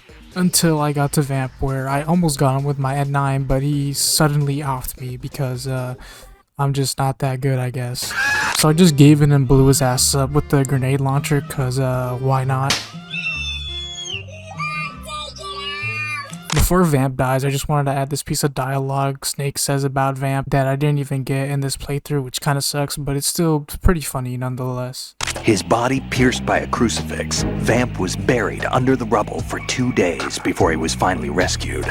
During those 2 days, he survived by feeding on the blood of his family to quench his thirst. That was how he acquired a taste for blood. So that's why they call him Vamp. No. Vamp isn't for vampire, it's because he's bisexual. With Vamp seemingly dead, we can go through the rest of the area and rescue Emma.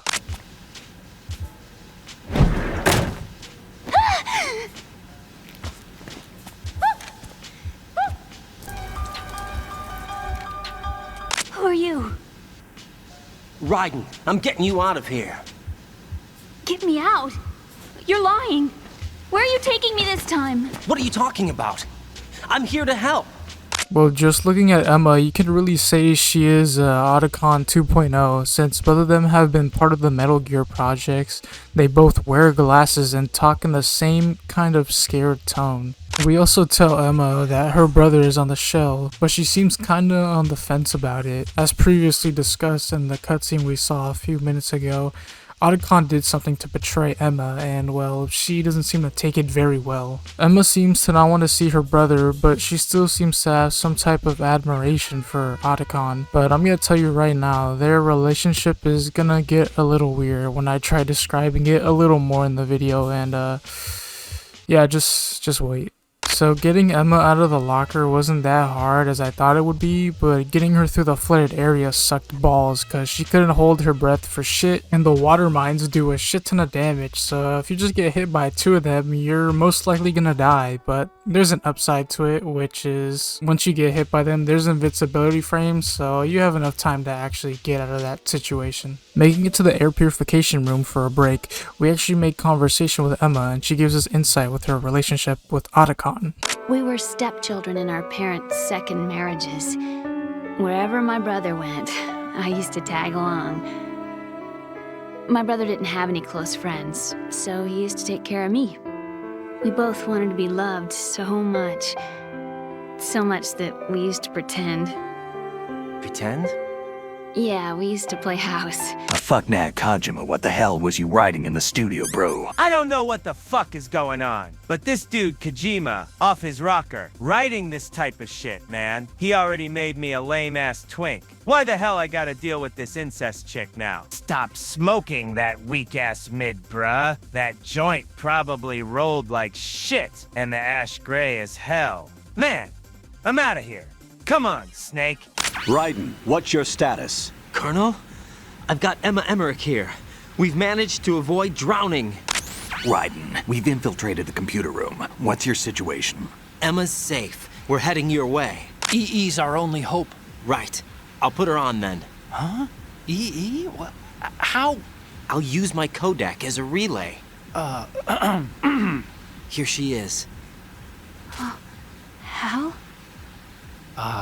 EE, is that you? Hal. EE. Why are you involved with Metal Gear? Huh?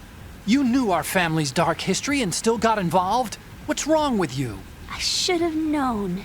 Answer me, why are you repeating the same mistake? I wanted to hurt you. I wanted to see you suffer. EE? You abandoned me. No, that's not what happened. All right, that's enough. After whatever that was, I accidentally punched Emma. I mean, I escorted her to the rest of the way so we can get out of Strut L and meet up with Snake and Otacon. While we're traversing through the rest of the flooded area, she gives us a good explanation of GW and how it works. But I think I'll let the codec call play out as I'm too lazy to explain this in my own voice. Are you reading me, Emma? Yes, loud and clear. The President said that Arsenal gear was the Patriots' key to supremacy. That's as good a description as any. What exactly is it? It's a massive data processing system capable of controlling information on a global scale. A data processing system? That's right. The system's a social device for maintaining the Patriots' control. You've lost me. Well, in this day and age, information emerges from every direction and is freely distributed. A variety of information gathered by servers employing the latest in high-speed communication networks and P2P technology is rapidly circulated to individuals. In fact, the speed of this circulation process is accelerating on an almost daily basis. With their existing data processing system, they're no longer able to effectively control the flow of information generated at the individual level. With the newly created system, they can fully regulate digital information. High-level information can be categorized in stages, given clearance levels, and deleted as necessary, never to be seen by the public. By deleting such information, the Patriots can shape the course of history as they see fit. Digital information lasts virtually forever. It doesn't deteriorate. So?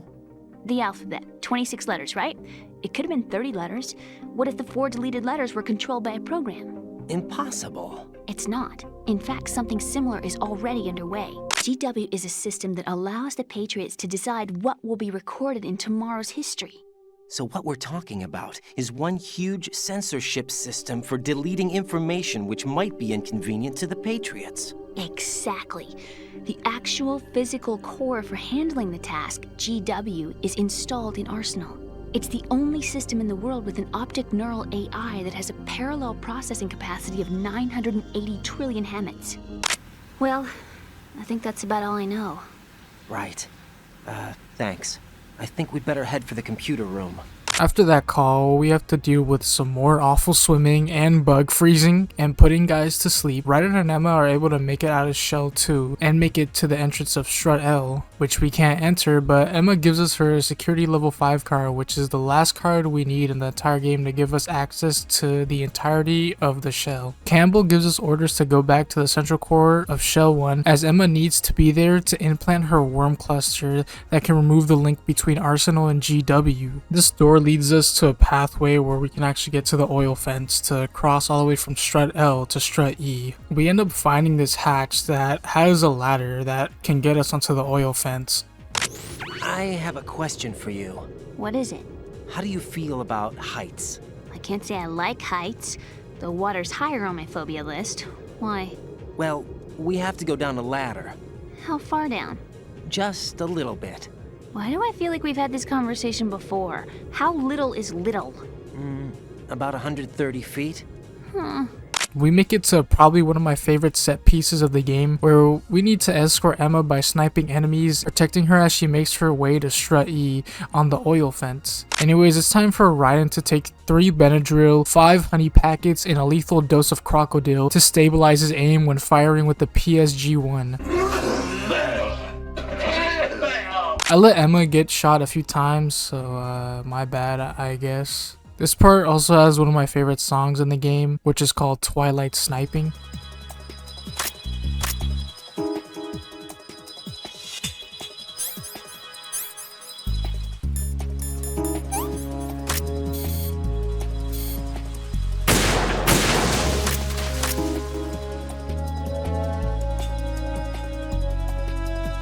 So after shooting some more sentries, and Emma finally being near Strut E at this point, fucking Vamp comes out of nowhere, bro. Like, this guy might be Jack Baker from Resident Evil 7. Like, who are you? So after shooting his bitch ass 4 times, he finally, and I hope he dies. I hope he's actually dead. After Vamp falls into the water, Emma starts bleeding and she's actually been shanked by Vamp. So Snake manages to get her onto Strut E and we follow suit. I have to rush all the way back to Shell 1 before Emma's time runs out, but once I've made it to the central core of Shell 1, my emulator just starts to disintegrate and I get hit by a claymore. I managed to make it down to the core.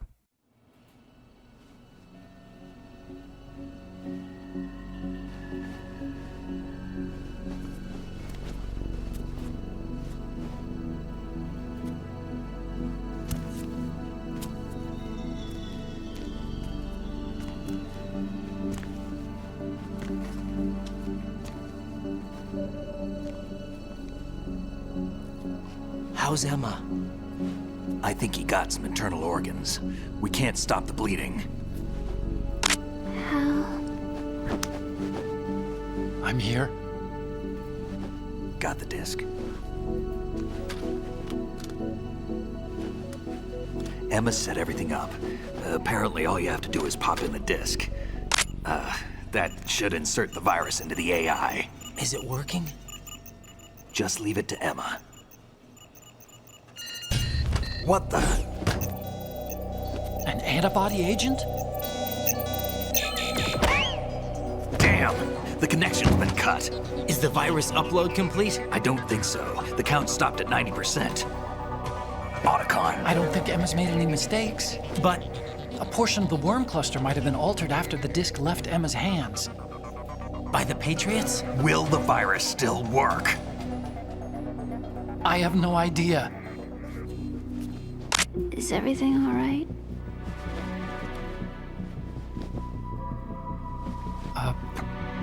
It's all right. Everything's all right. Good. At least I won't be adding another page to our family's dark history. Yeah? That's right. What if the virus doesn't work? Either destroy that thing, or take out Solidus and his men. How do we get on board? I don't think we can. Unless somebody inside gives us a hand. Hal. I always... What is it?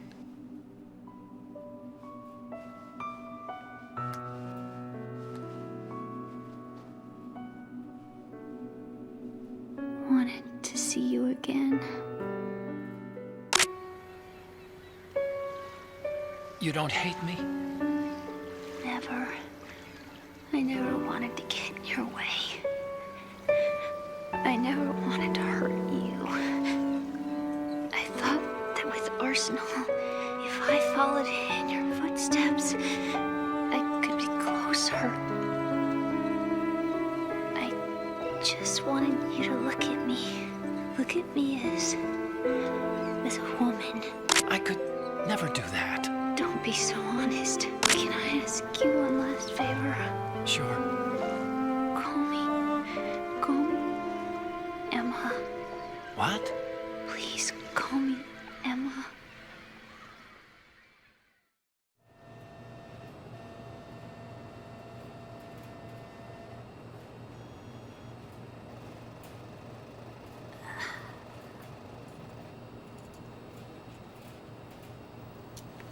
What's wrong with EE?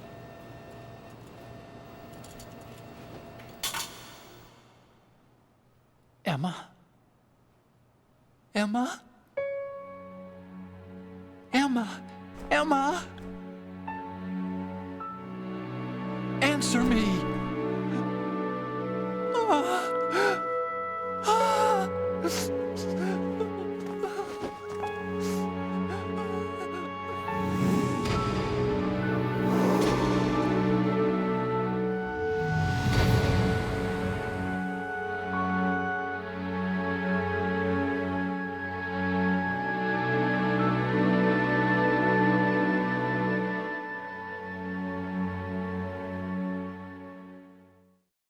This scene in particular gets you in the gut, bruh. Even though Emma and Otacon's relationship is not very morally correct, it's still pretty sad because you can see they genuinely cared about each other. Emma isn't, one of my favorite characters in this game, but I mean, she did pretty well here, aside from the weird relationship with Otacon. I think she's an alright character, but she dies too soon, which kind of sucks. So really, we don't really get to know much about her, other than the fact she just doesn't like water and the relationship with Otacon. Man, Kojima, what was you thinking, bro? I don't know why you had to add that in there. I didn't leave you. Because of the accident. I had a relationship with your mother. Is this nigga serious? Forgive me, Emma.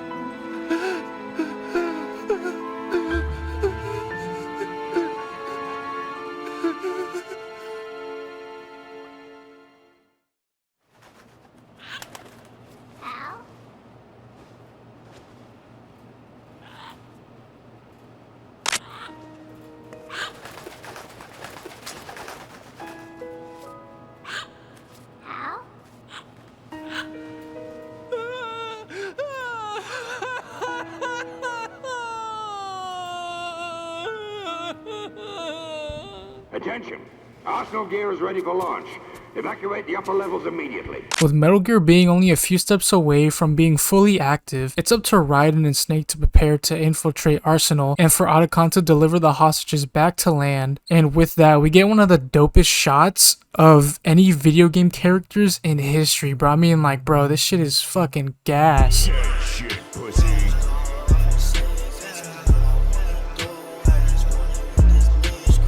And on top of that, we get a dope-ass dap up from Snake and Otacon. Hey, rose gold, iPhone 6, ask me what I wanna do. I just wanna for this bacon skits, but I ain't had shit. Like, bro, this is hype as hell. You can't wait to be loved. You have to go out and find it. 4 years ago, I realized that you can't just wish for a happy family. You have to make it happen. I only wish I knew that sooner.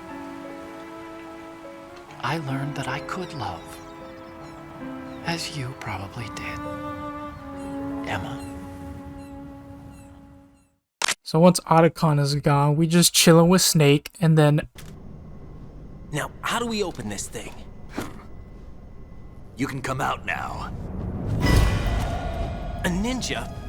What the? Arsenal's going to take off. Why are you fucking here, bro? Snake, what's this all about? Bedtime, Raiden. I wouldn't do that. You're changing sides now? Change sides? I don't recall saying I was on yours. Damn it. You! Ready for some shut-eye? Okay, well, I mean, I wasn't expecting her to be Mr. X. If I'm being honest, first time I played this, I did not expect Olga to be Mr. X. What is actually going on?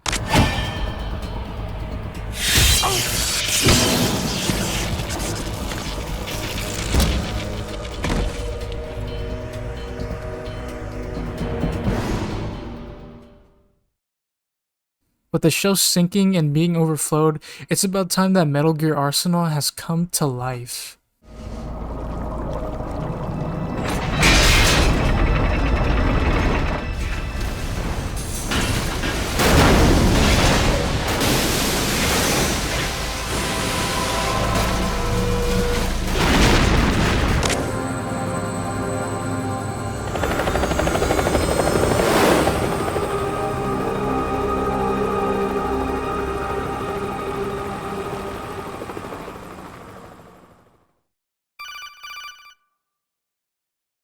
Jack, are you reading me?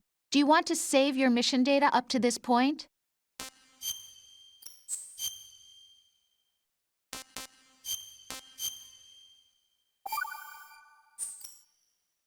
Your mission data's been saved.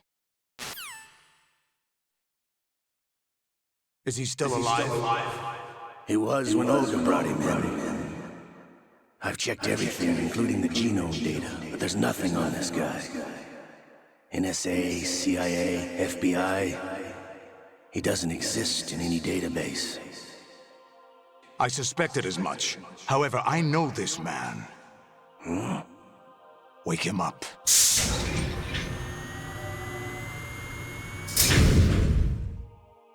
So Snake has seemingly betrayed us. Like what the hell, dude? And now we are at the will of Solidus and we're naked, like... There's Bunny in my room wildin'. Get the fuck out my room, my nigga. Solidus talks to Raiden, saying that he is a son of some sort, which makes no sense at all. Like, what? Until he explains what he means. He actually gives us some backstory on who Raiden or Jack was. During the 1980s, there was a civil war in Libya, and coincidentally, Raiden was one of the children who took in that war, being a child soldier. With him being surprisingly well at being a soldier, he became a leader in his own age platoon. While fighting in the conflict, Raiden was no pushover of a soldier, as he would rack up a crazy amount of kills that led him to being called Jack the Ripper or White Devil. Solidus, by extension, is his godfather and even named him what he is. After the Civil War, Jack disappeared, leading him to wanting to suppress his thoughts of being in such a cruel war at such a young age. Ocelot begins to talk to Raiden, telling us how we're located inside of Arsenal Gear, and even says that this is the memory of Shadow Moses. This situation, I find it very nostalgic. Where am I? Why, inside Arsenal Gear, of course. Actually, we're also inside the memory of Shadow Moses. I'll take this back. You don't need this anymore, do you? Now, the people who haven't played Metal Gear Solid 1 or 2, you guys should have played the games, because Metal Gear Solid 2 is a retelling of Metal Gear Solid 1. From the start, middle, and even right now, most of the significant parts that happen in MGS2 have happened in Metal Gear Solid 1. Suddenly, Olga comes into the room and tells us what's really going on and why she hit us. We're being monitored by a camera. What are you up to? I'm switching over to nanocommunication. Turns out she's been Mr. X all this time, and that she was sent in to help us by, well, the Patriots. Her child has been kept away by the Patriots, leading to her not being able to see the baby in person, only through photos. Olga even betrayed her men in order to protect her child, which on her end was a very hard decision to make. The only reason the baby was stolen by the Patriots is because she gave birth to the baby in a hospital that was run by them. She recently partnered with Snake and Otacon due to Snake actually saving her when the tanker went down back in 2007, but it was only for mutual gain between them. The only reason she's helping us is because if we fail the mission or die, her child dies. Olga vaguely tells us something else. But why would the Patriots want to help me? Are they hoping I'll take Solidus out? No, you're just like me. We're just pawns. Pawns for what purpose? The S3 plan. Huh? You'll figure it out sooner or later, but I wonder if you'll handle the truth. What do you mean? Listen, we haven't got time for this. Solidus will commence his attack any minute. He's got to be stopped. Get me out of this thing. Not yet. I'll release your restraints after I leave this room. Where's my gear? Snake's got everything. I couldn't bring it here. And where do I find Snake? The passageway ahead leads to a hangar. He'll be waiting there. I gave him a card key for the hangar. Does Snake plan to destroy Arsenal gear? No. Even for Snake, it's impossible to completely destroy this thing. The only option is to stop Solidus and his men. What are you going to do? Stay concealed. That's my role. I still can't afford to be discovered.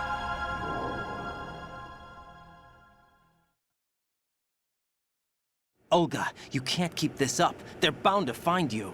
Listen, I'll free you in a little while. Brace yourself. While waiting for Olga to free us, we get a codec call from Rose. Jack, are you all right? Oh, yeah. Jack, is it true? What Solidus said? Yes. It's unbelievable. So you remember. I thought your memory had been manipulated by them. It was. But I have nightmares every day. Pieces of the past I can't put together. Why didn't you tell me? You couldn't begin to understand. You wouldn't know that until you try me. I didn't want you to get hurt. There was never a real reason for me to fight, except that someone put a gun in my hand. And that someone was him. It wasn't your fault. If I survived the day's fight, I was praised, fed, and had a bed to sleep in. I think I was only 6 when I held my first AK. But I'm not even sure of that. Jack.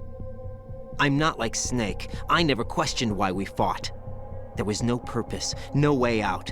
They give you a gun, you ask how many to kill. If you didn't, you were the one they shot instead. We were shown Hollywood action films every day. The kind with macho guys and big guns. They call it image training. They built us from the ground up into killing machines. We were fed once a day. I can still taste the gunpowder they mixed into the food. Gunpowder? In the food? The gunpowder had toluene in it, giving it hallucinogenic properties. It kept us drugged, controllable. When the Civil War ended, those of us who survived were taken in by NGOs. They gave me a new life in the States. I can't complain. But nothing's changed. The only people who have no problem with my past have secrets and agendas of their own. Terrible nightmares. Every night. I can never forget. Jack. I'm afraid of the night. That's why I don't sleep next to you. You should have told me. Told you what? That I'm a killer? And always have been? No. No. What I hate more than anything else in the world is my own past.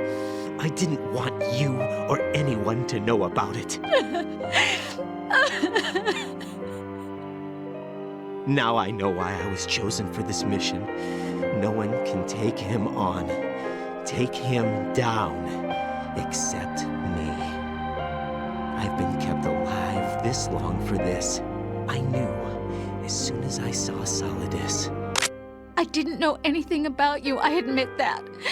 Where you were born, how you grew up. But I know that now. And I know that what I feel for you can only get better. And I'll share in your past if that's the price. It doesn't work that way. No one can share the burden of what I've done. It's not one of those warm and fuzzy things couples share. I accept the good and the bad, Jack. That's what you do for someone you love. I don't want to share my past with anyone. I just want to forget about it. Jack, I haven't told you, about what I've done. The last 2 years with you, it's been more than I've ever hoped for. Jack. But I can't go any farther.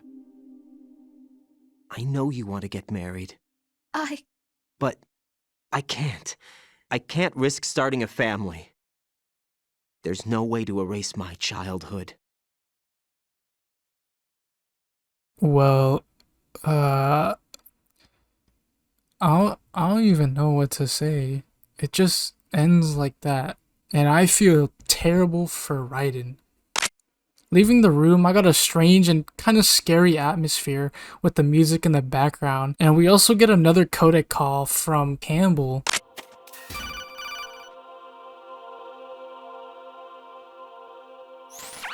Raiden, do you copy? You must continue your mission. I've lost all my gear. I need to locate Snake. He was never factored into the simulation. Leave him out of this. I can't do much naked, especially in this temperature. That's true. You won't be able to attack or enter the hanging mode either. I think Snake has my gear. Raiden, take out Solidus and his men. You must recover Arsenal intact. Colonel, are you under orders from the Patriots?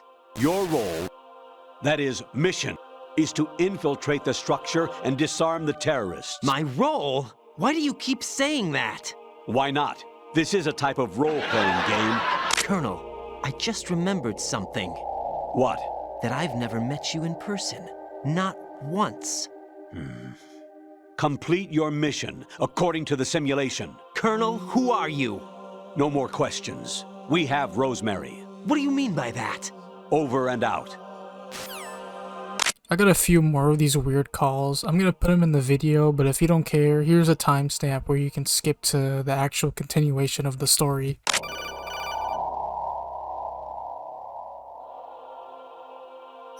Raiden, turn the game console off right now. What did you say? The mission is a failure. Cut the power right now. What's wrong with you? Don't worry, it's a game. It's a game just like usual. You'll ruin your eyes playing so close to the TV. What are you talking about? Raiden, something happened to me last Thursday when I was driving home. I had a couple of miles to go. I looked up and saw a glowing orange object in the sky to the east. It was moving very irregularly. Suddenly, there was intense light all around me. And when I came to, I was home. What do you think happened to me? Huh? Fine. Forget it. Infiltrate the enemy fortress, Outer Heaven. Destroy the final weapon, Metal Gear. Even my patience has its limits. I just can't leave this thing up to you any longer. I'll do the fighting. You can just go home. Honestly, though, you have played the game for a long time. Don't you have anything else to do with your time? Variety level 13. Rescue Meryl, the return of Ginola.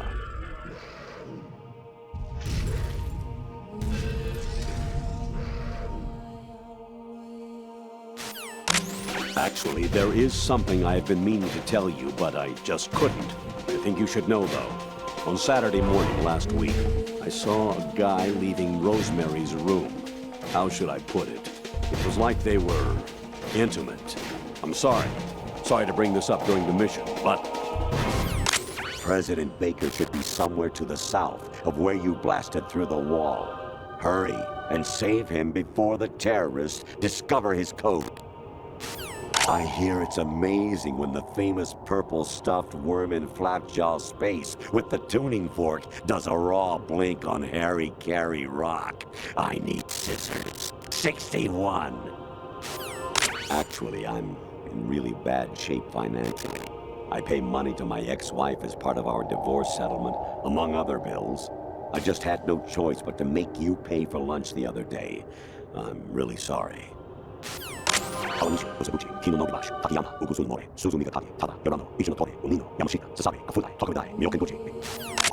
Your mission is to infiltrate the Fortress Galluade, rescue the hostages, and neutralize Metal Gear before its assembly is complete. While we are exploring more of the hangar, we end up in this hallway that seems to go on for a while. Jack, it's me. Hi, Rose. Jack, I owe you an apology. If it's about that conversation just now, I'm the one who's sorry. No, it's something else. What is it? That day at Federal Hall 2 years ago, it wasn't a coincidence. I was ordered to keep an eye on you. Keep an eye on me?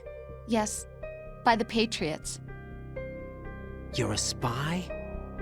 I suppose. Yes. It's an ugly word. Was sleeping with me a part of the job? I fell in love with you. How could anyone? I can't excuse what I did. I've reported every detail of your personal life to them these 2 years. What you did, said, everything. Must have been fun. But some things I didn't tell anyone. Like what I felt for you. I'm sorry. I know what I did was wrong. No matter where I go, I get used. I reinvented myself to suit your tastes. Hairstyle, clothes, the way I moved, things I talked about. You say you love the color of my hair, my eyes. They're not even real. You must have gone over my psych profile with a fine-tooth comb. It was my job. Great performance. Had me completely fooled. What I really wanted was for you to see the real me. It hurt to play out this artificial romance. It was worse to lie to myself than to you. The more love you gave me, the more it hurt. Because I knew the person you loved was just a character. So it was artificial on my end too. It was just a game, not the real thing. I was in love, or thought I was, with someone who didn't exist. I was trying to be someone I wasn't by loving what wasn't real. I don't know who you really are. The person I knew isn't real. She's not the woman I'm talking to right now. In a sense, the deception was my own, not theirs. Jack, I thought I was acting because that was my job. But I did fall in love with you. That wasn't an act. You expect me to believe that? It's okay. You had your reasons, right? Hey, I understand, but I have nothing left to— Jack! What? I'm carrying. I'm pregnant, Jack. Rose, what's going on? Dude, I have to reiterate again, I feel so bad for Raiden. This dude has gone through evil amounts of trauma and deceptions his whole life. Even his partner Rose was an act set up by the Patriots. I'm not sure how Raiden was just not able to scream in agony and pain while this shit was happening, dude. This would have had me just crying on the floor, wanting to rip my skin off. It's genuinely sad hearing this. Even if Rose said she's carrying his child, it's kind of hard to believe since everything about her has been made up. Like, we don't trust you. Amazing how you walk around like that. Huh? Snake! Been waiting long? Where's he Snake? Oh my god, dude, he's in his uniform, bro. Where's my gear? Right over there. Snake gives us our old gear back, and also Snake deadass keeps flaming Raiden because he never asks about shit. Sorry about earlier. I had to use you as bait to gain access to Arsenal. It worked. Why didn't you tell me about Olga? You never asked. Still wanting to see if the virus has some effect on Arsenal and GW, it's up to us to go deeper into Arsenal and see what's up. With Arsenal being packed with 25 Metal Gear Rays, we need to stop them even if it looks impossible for us. Snake hands us a present that's from Olga, which is really badass.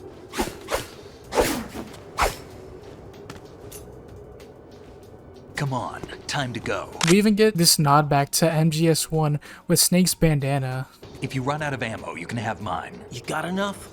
Absolutely. Infinite ammo. When we were about to set off into Arsenal, Raiden tells Snake a question about how he feels about killing people and what he's supposed to do now, since he feels like his life has just fallen apart right in front of him. Raiden, we don't carry guns to take people down. We're not here to help some politician either. You can say that because you're a legend, a hero. I'm Jack the Ripper, a dirty reminder of a terrible mistake. Legends don't mean a whole lot. I was just a name to exploit, just like you. People will remember only the good part, the right part of what you did. There's no right part in murder, not ever. Then what are you and Otacon fighting for? A future. You can stop being part of a mistake. Starting now. Find something to believe in, and find it for yourself. And when you do, pass it on to the future. Believe in what? That's your problem. Otacon gives us a call, telling us the hostages are safe, but Raiden asks Otacon if he can get some info on this supposed colonel he's been talking to the whole game, but I'll bring that up later. We get spotted by a gun cipher, and now it's time to fight with our new sword. I really liked fighting with the katana because I don't like having gunfights in this game since, you know, this isn't Call of Duty. This is a new refresher of the combat and I really enjoyed it since MGS isn't really about going batshit crazy with guns. With the first part being cleared, it's now time for the second. Raiden, about this colonel of yours. I found out where he is. Where? Inside Arsenal. What? I've checked out all the possibilities, but I keep coming back to Arsenal. It isn't a relay point, it's the origin of the signal. The encryption protocol it uses is exactly the same as that of Arsenal's AI, the so-called GW. I think it means you've been talking to an AI. That's impossible. The colonel probably isn't GW per se. GW was most likely stimulating cortical activity in the dormant part of your brain through signal manipulation of your own nanomachines. The colonel is, in part, your own creation. The virus may be starting to affect GW, which would explain the colonel's behavior. It was all an illusion? Everything I've done so far? Raiden. Snake, what's happening around here? I don't know. What I do know is that you're standing right here in front of me. Not an illusion. Flesh and blood. Huh? It's your call. You can drop this if you want. No, I can't do that. Let's go. Dude, this game just loves fucking with people's head. I know there was definitely motherfuckers back in 2001 who couldn't understand this shit, and neither did I. We get a call from the colonel in which he wants us to believe that he is real, but at this point, we know it's bullshit, and then Snake snaps us out of it. Now time for round 2 to fuck these guys up.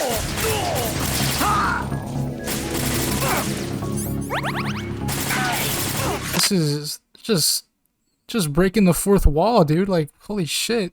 Soon after a fight with the guards, Fortune comes in to take us out, but Snake tells us to continue without him since she most likely just wants to fight Snake due to Fortune believing Snake killed her father, which we know it wasn't him. Climbing up the ladder, we seem to be somewhere that's just empty and completely silent until Solidus chimes in.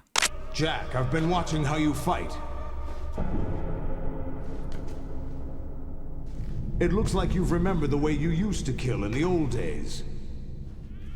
Or is it one of the S3 plan's proud achievements? What are you talking about? It came as a complete surprise when Ocelot discovered the S3 data from GW. Not a bad idea, though. Using fire to fight fire, creating the perfect assassin to retire Solid Snake's brother. S3 stands for Solid Snake Simulation. It's a development program to artificially reproduce Solid Snake, the perfect warrior. I'm sorry to see you reduced to one of the Patriots' puppets.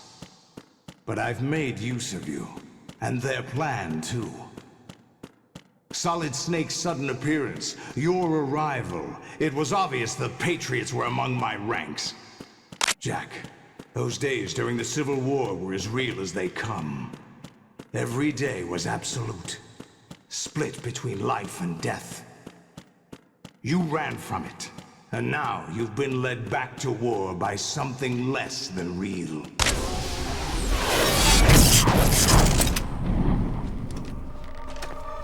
No more games, Jack. At least you know. There's no reason to keep you alive now.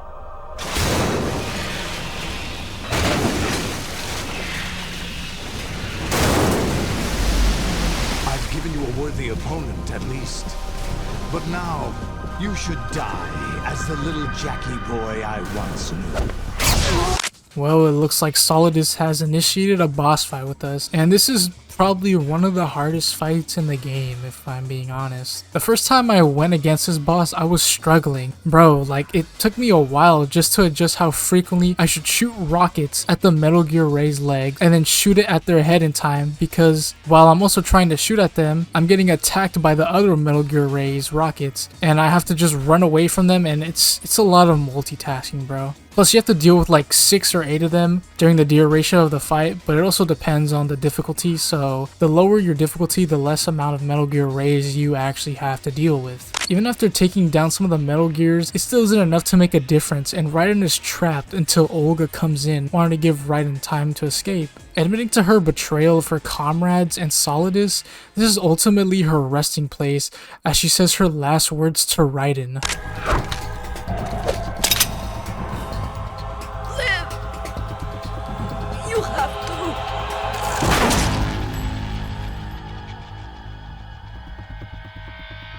Olga!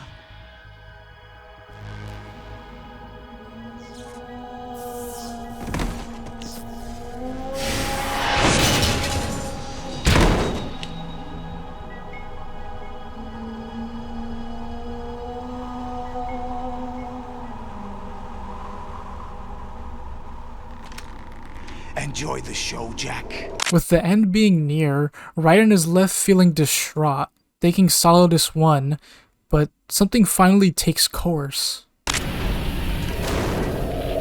What's going on? What's wrong with it? AI, GW, it's out of control. What?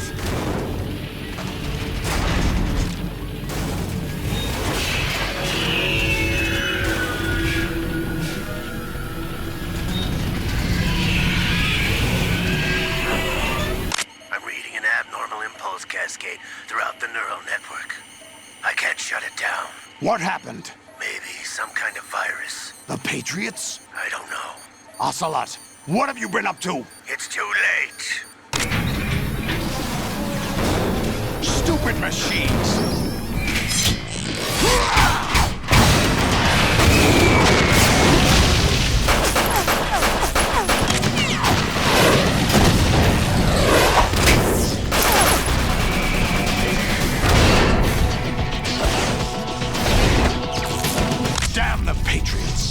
What I'm talking about. Unfortunately, we still get captured by Solidus, and Snake is also captured by Fortune. Snake? Bring him in.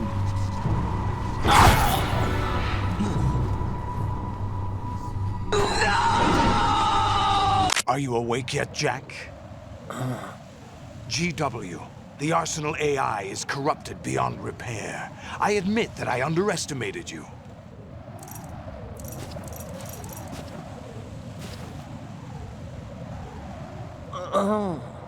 I'll squeeze the answers out of you instead, my son! Fuck.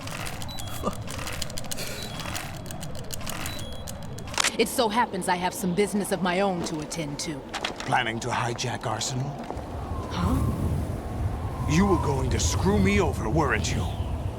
Who talked? Ocelot? Not exactly.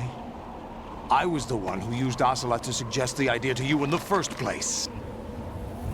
What? I was planning to give you Arsenal to begin with. Solidus tells us that having Arsenal wasn't really the objective for him. Instead, he was out to look for the name of the Patriots and kill each one of them. Solidus gives Arsenal the fortune and originally had her and Vamp wanting to take out Manhand's electricity source, and now she has to do it alone. First things first. Of course. That was what you wanted. I won't stop you. Good luck. Thanks, but I have quite enough of that.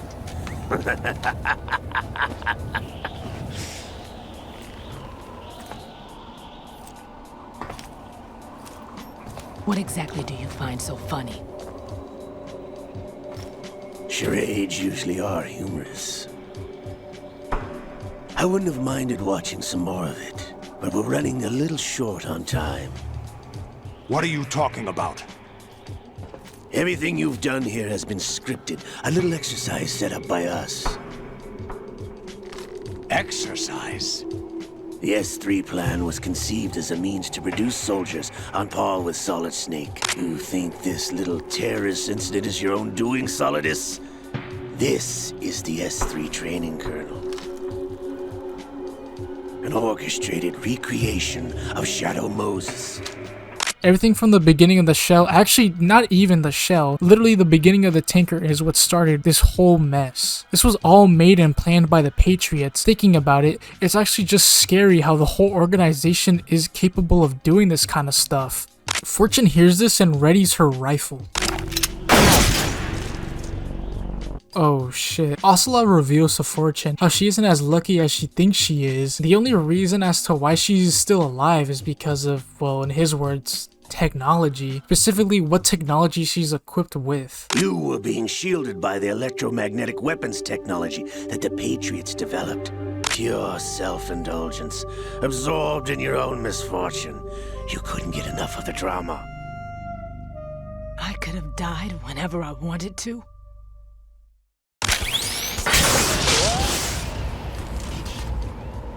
It missed. Now I remember. Your heart's on the right. Waste of metal, my dear, but your luck's run out. This is the little gizmo.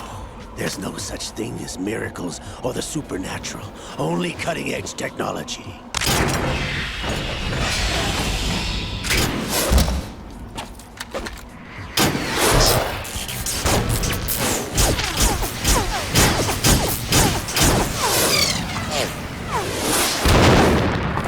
Now that Ocelot has taken control of the Metal Gear Ray, he has to exterminate all of us, as we're just puppets in this exercise. But Fortune stands up and does something unexpected. You idiot! Get the hell away from there! I told you, your luck's run out. Take your reward. It's all the payload Ray has. Die!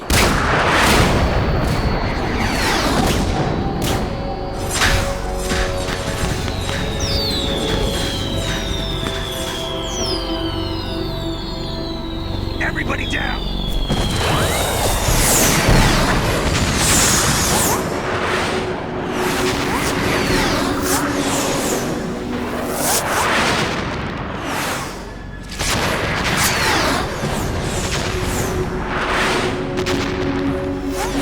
What the? Impossible!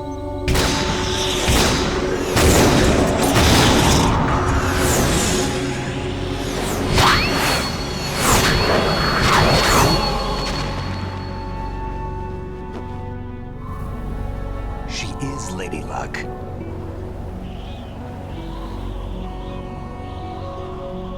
My name is Helena Dolph Jackson, the daughter of a proud and noble soldier.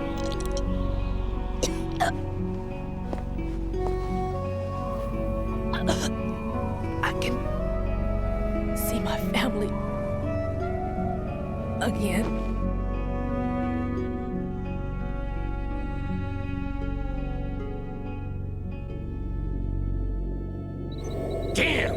With Ocelot still having the intention of killing us, he wastes no time in doing so until Liquid reawakens in him, and suddenly it's no longer Ocelot.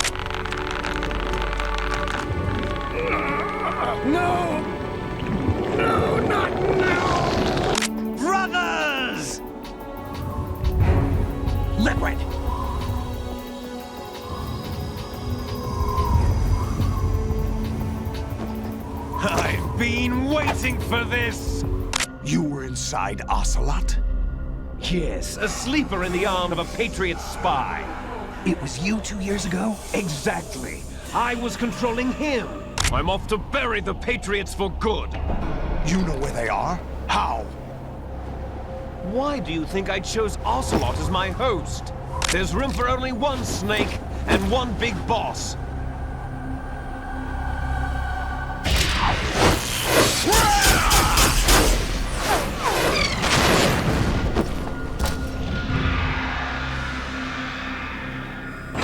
Time to say goodbye! Damn!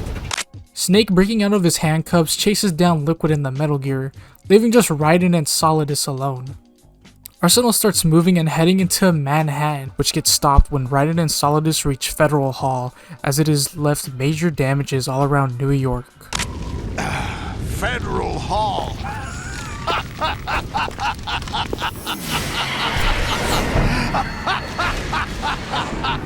What are you laughing at? Do you know what day it is today? April 30th? That's right. George Washington took office as the first president of the United States of America 200 years ago today. And it happened right here.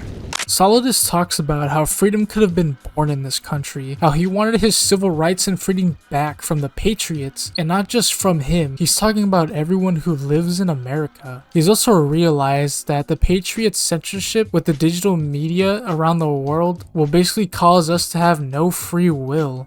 Everything that's about to be wiped out by their digital censorship.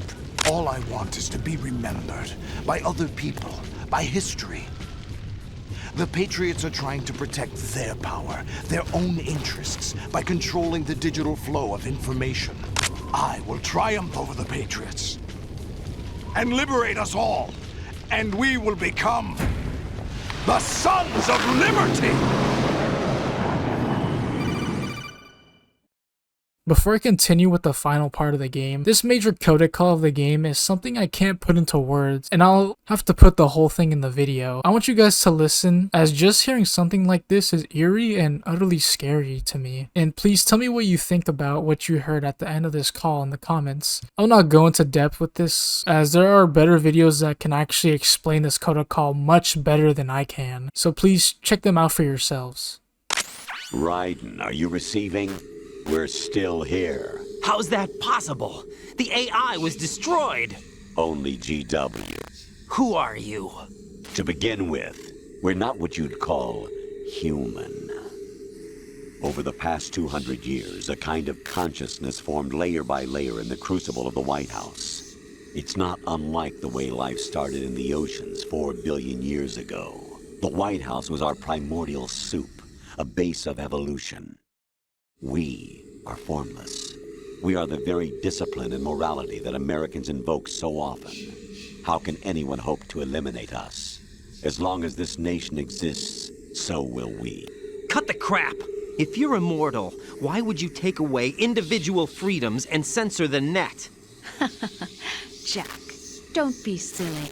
Don't you know that our plans have your interests, not ours, in mind? What? Jack, listen carefully. Like a good boy. The mapping of the human genome was completed early this century. As a result, the evolutionary log of the human race lay open to us. We started with genetic engineering, and in the end, we succeeded in digitizing life itself. But there are things not covered by genetic information. What do you mean? Human memories, ideas, culture, history. Genes don't contain any record of human history. Is it something that should not be passed on? Should that information be left at the mercy of nature? We've always kept records of our lives, through words, pictures, symbols, from tablets to books. But not all the information was inherited by later generations. A small percentage of the whole was selected and processed, then passed on. Not unlike genes, really. That's what history is, Jack. But in the current digitized world, trivial information is accumulating every second, preserved in all its triteness. Never fading, always accessible. Rumors about petty issues, misinterpretations, slander. All this junk data, preserved in an unfiltered state, growing at an alarming rate. It will only slow down social progress, reduce the rate of evolution. Right. You seem to think that our plan is one of censorship. Are you telling me it's not? You're being silly. What we propose to do is not to control content, but to create context. Create context? The digital society furthers human flaws and selectively rewards development of convenient half-truths.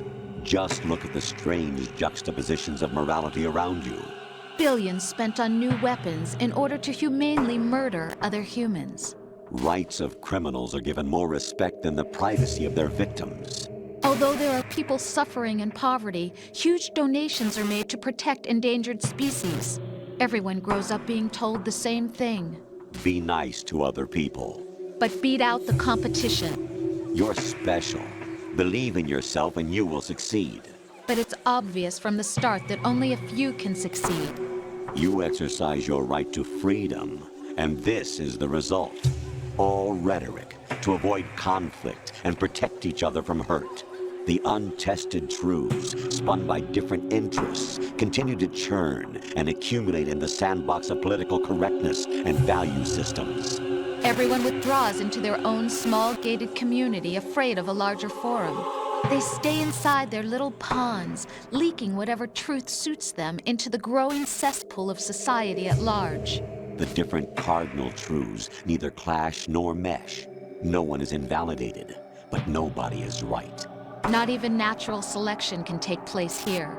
The world is being engulfed in truth. And this is the way the world ends. Not with a bang, but a whimper. We're trying to stop that from happening. It's our responsibility as rulers. Just as in genetics, unnecessary information and memory must be filtered out to stimulate the evolution of the species. And you think you're qualified to decide what's necessary and not? Absolutely. Who else could wade through the sea of garbage you people produce, retrieve valuable truths, and even interpret their meaning for later generations? That's what it means to create context. I'll decide for myself what to believe and what to pass on. But is that even your own idea? Or something Snake told you? That's the proof of your incompetence right there. You lack the qualifications to exercise free will. That's not true. I have the right. Does something like a self exist inside of you? That which you call self serves as nothing more than a mask to cover your own being. In this era of ready-made truths, self is just something used to preserve those positive emotions that you occasionally feel. Another possibility is that self is a concept you conveniently borrowed under the logic that it would endow you with some sense of strength. That's crap! Is it? Would you prefer that someone else tell you? All right then. Explain it to him. Jack, you're simply the best. And you got there all by yourself. Oh, what happened? Do you feel lost? Why not try a bit of soul searching? Don't think you'll find anything, though. Ironic that although self is something that you yourself fashioned, every time something goes wrong, you turn around and place the blame on something else. It's not my fault. It's not your fault. In denial, you simply resort to looking for another, more convenient truth in order to make yourself feel better. Leaving behind in an instant the so-called truth you once embraced. Should someone like that be able to decide what is truth? Should someone like you even have the right to decide? You've done nothing but abuse your freedom. You don't deserve to be free. We're not the ones smothering the world. You are. The individual is supposed to be weak, but far from powerless. A single person has the potential to ruin the world. And the age of digitized communication has given even more power to the individual. Too much power for an immature species. Building a legacy involves figuring out what is wanted and what needs to be done for that goal. All this you used to struggle with. Now we think for you. We are your guardians, after all. You want to control human thought? human behavior? Of course. Anything can be quantified nowadays. That's what this exercise was designed to prove. You fell in love with me just as you were meant to, after all. Isn't that right, Jack? Ocelot was not told the whole truth, to say the least. We rule an entire nation. Of what interest would a single soldier, no matter how able, be to us? The S3 plan does not stand for solid snake simulation. What it does stand for is selection for societal sanity. The S3 is a system for controlling human will and consciousness. S3 is not you, a soldier trained in the image of Solid Snake. It is a method, a protocol that created a circumstance that made you what you are. So you see, we're the S3, not you.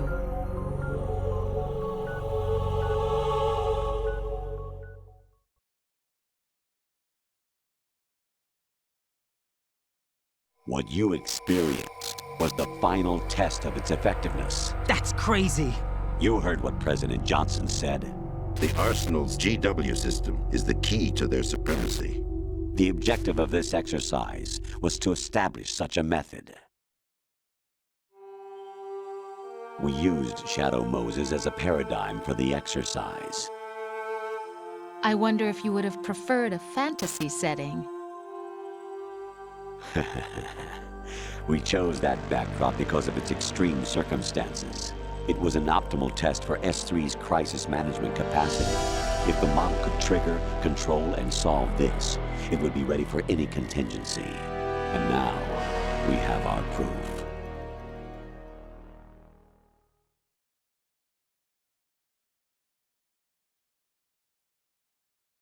Raiden, there are also reasons behind your selection. Solidus raised plenty of other child soldiers. Do you know why we chose you over them? It was because you were the only one who refused to acknowledge the past. All the others remember what they were and pay for it daily. But you turn your back on everything you don't like. You do whatever you like, see only the things you like, and for yourself alone. Yes, Rose can attest to that. You refused to see me for what I was. I lied to you, but I wanted to be caught. You pretended to be understanding, to be a gentleman. You never made a conscious attempt to reach out to me. The only time you did was when I gave you no choice but to do so. I was just trying not to... What? Trying not to hurt me? Dear, the one you were trying not to hurt was yourself. Avoiding the truth under the guise of kindness is all that you did. It occurred to you to do nothing but look out for yourself. Even if you claim that it was for my sake, that feeling was nowhere to be seen. In the end, everything was for your sake. I was never part of the picture. Exactly right. So you see, you're a perfect representative of the masses we need to protect. This is why we chose you. You accepted the fiction we've provided, obeyed our orders, and did everything you were told to. The exercise is a resounding success. Didn't I tell you that GW was still incomplete? But not anymore, thanks to you. Your persona, experiences, triumphs, and defeats are nothing but byproducts. The real objective was ensuring that we could generate and manipulate them. It's taken a lot of time and money, but it was well worth it considering the results. I think that's enough talk. It's time for the final exercise. Raiden, take Solidus down. Think again. I'm through doing what I'm told. Oh, really? Aren't you forgetting something? If you die, my child dies. The termination of vital signals from your nanomachines means the death of Olga's child. Not to mention the death of Rose. She's wired the same way. Rose, does she actually exist? Of course I do, Jack. You have to believe me. Damn! It will be a fight to the death. Solidus at least wants you dead. We will collect the necessary data from this last fight. Then we'll consider the exercise closed. So, Jack the Ripper, will it be Solidus, the Patriot's creation, or you? Solidus's creation. Our beloved monsters. Enjoy yourselves. After this call, Solidus makes Raiden remember more about his past, even saying that he killed Raiden's parents. He proposes to Raiden, only one of them will live and the other will die, leading to either outcome severing the ties between one another. Everything up to this point has led up for these two to fight: Jack and George, Snake and Snake, Raiden and Solidus.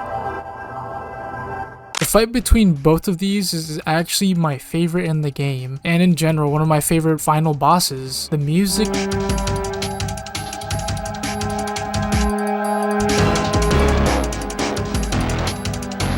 the atmosphere, the stakes, everything about this makes me feel like the ending is near, just waiting for us, and it's really suspenseful. The camera may have been a bit janky to deal with, but I didn't care. I was too focused trying to beat Solidus, and I was just having too much fun. He is fast in this fight, but not to the point where he's unpredictable. Although the second phase of the fight, he is definitely a lot faster with his movements. We also receive another minor call with the AI Colonel and Rose. We're not just pawns in some simulation game, you know. Yes, you are. You're nothing but mere weapons, no different from fighter jets or tanks. Your code name, Raiden, too, comes from the Japanese Navy's name for one of its interceptors. Stop it. I'm not a weapon. Oh, really? Do you know the code name the U.S. Armed Forces used for the Japanese fighter Raiden? It was Jack. Both of you are just weapons to be used and thrown away. And a weapon has no right to think for itself. Now, it's time to fulfill your purpose. Defeat Solidus. I managed to take down Solidus with the little amount of health that I have left, and we finally reached the end.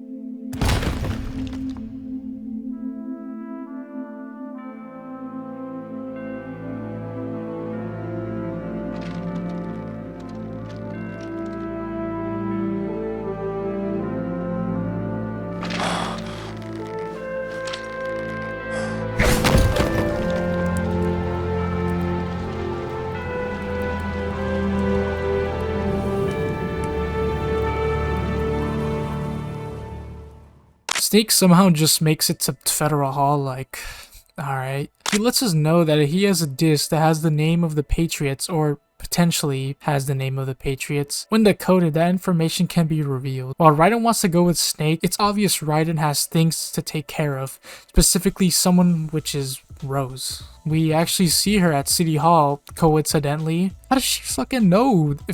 I don't even know, man. But with that, we get Raiden's speech, and it's really beautiful. Do you remember this place? Of course. This is where we first met. I remember now. Hmm? Today is the day I met you. That's it. I think I found something to pass along to the future. What? He said all living things want their genes to live on. Are you talking about the baby? Yeah. But genes aren't the only thing you pass on. There are too many things that aren't written into our DNA. It's up to us to teach that to our children. What kind of things? About the environment, our ideas, our culture, poetry, compassion, sorrow, joy. We'll tell them everything together. Is that a proposal? This is for your ears only.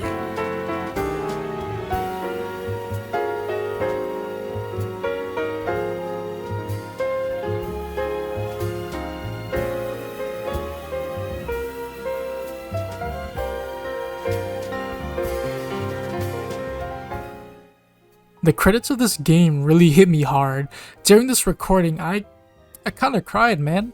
I just thought what Raiden says at the end is beautiful, but its message about passing down your ideals and not your genes is a really good one, and I really resonate with that. Showing a message like that to people is really great, and especially towards someone like me who is still growing. You know, I'm 18 years old. Hearing something like that, it makes me feel a lot more optimistic towards the future. While my future is honestly in a state where I think I'm set up for success, I am ultimately afraid of the hardships that may come with, you know, growing up and shit. But at least I know I'll have the people around me to actually support me when I'm going through stuff like that. It also even shows us that even if you don't have an offspring or a son or daughter, that you still have the power to tell future generations about personal beliefs. Also, the song that played in the background, which is called Can't Say Goodbye to Yesterday, except this is the actual song and not the piano version I showed off earlier in the video, is such a great piece of music. I actually listen to it a lot in my free time. It's just a really great and beautiful song, man. Like, I can't stress it enough just how much I love this song. I know I may not have gone the most in-depth with this game as others, but I still wanted to cover such an amazing game that I consider not just one of the best video games of all time, but is one of the best pieces of media ever made. There's something I still want to show, which is Snake's final speech, that goes more in-depth about passing on your ideals and not your genes. Life isn't just about passing on your genes.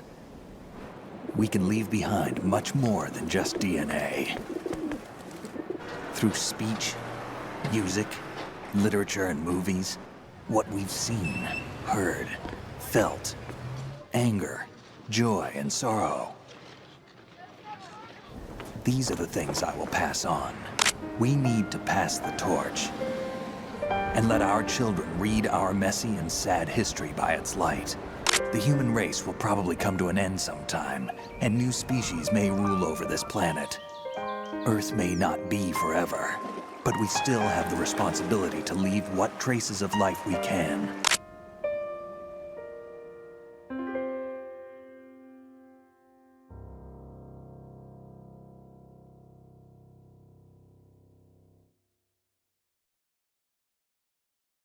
Snake, you there? It's me. I've finished going over that disc. Did you find the Patriots list? Of course. It contains the personal data of 12 people.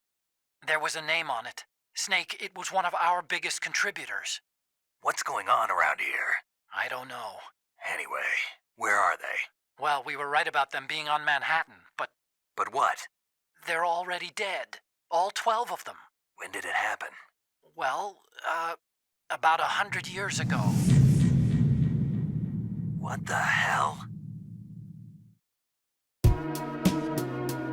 Metal Gear Solid 2 is something that everyone needs to play at least once. It opened up my eyes to what life can be about, how your future can only be shaped by you and what you believe in. That speech at the end, man, it's just great. I love listening to it. Like, I just go on YouTube and look it up, and it comforts me, man. I really like it. This video was extremely long, and I had to work on it for a very long time due to college. You know, I am a full-time student. I am doing almost 20 units, but I'm at the end of my first semester, and I'll get a break, so maybe I'll drop a new video about something I like talking about in the next few weeks. Maybe it just depends. It definitely won't be as long as this because my god, it took so long just to edit this shit, but still, I had a lot of fun making this video. I also wanted to show you guys that I have socials like Patreon and Threads or whatever it's called, so I'm just gonna put that up on the screen. And if you guys subscribe to the Patreon, I'll probably make us a small Discord server or something like that. With that, thank you for watching this video, and I hope you'll have a good rest of your day.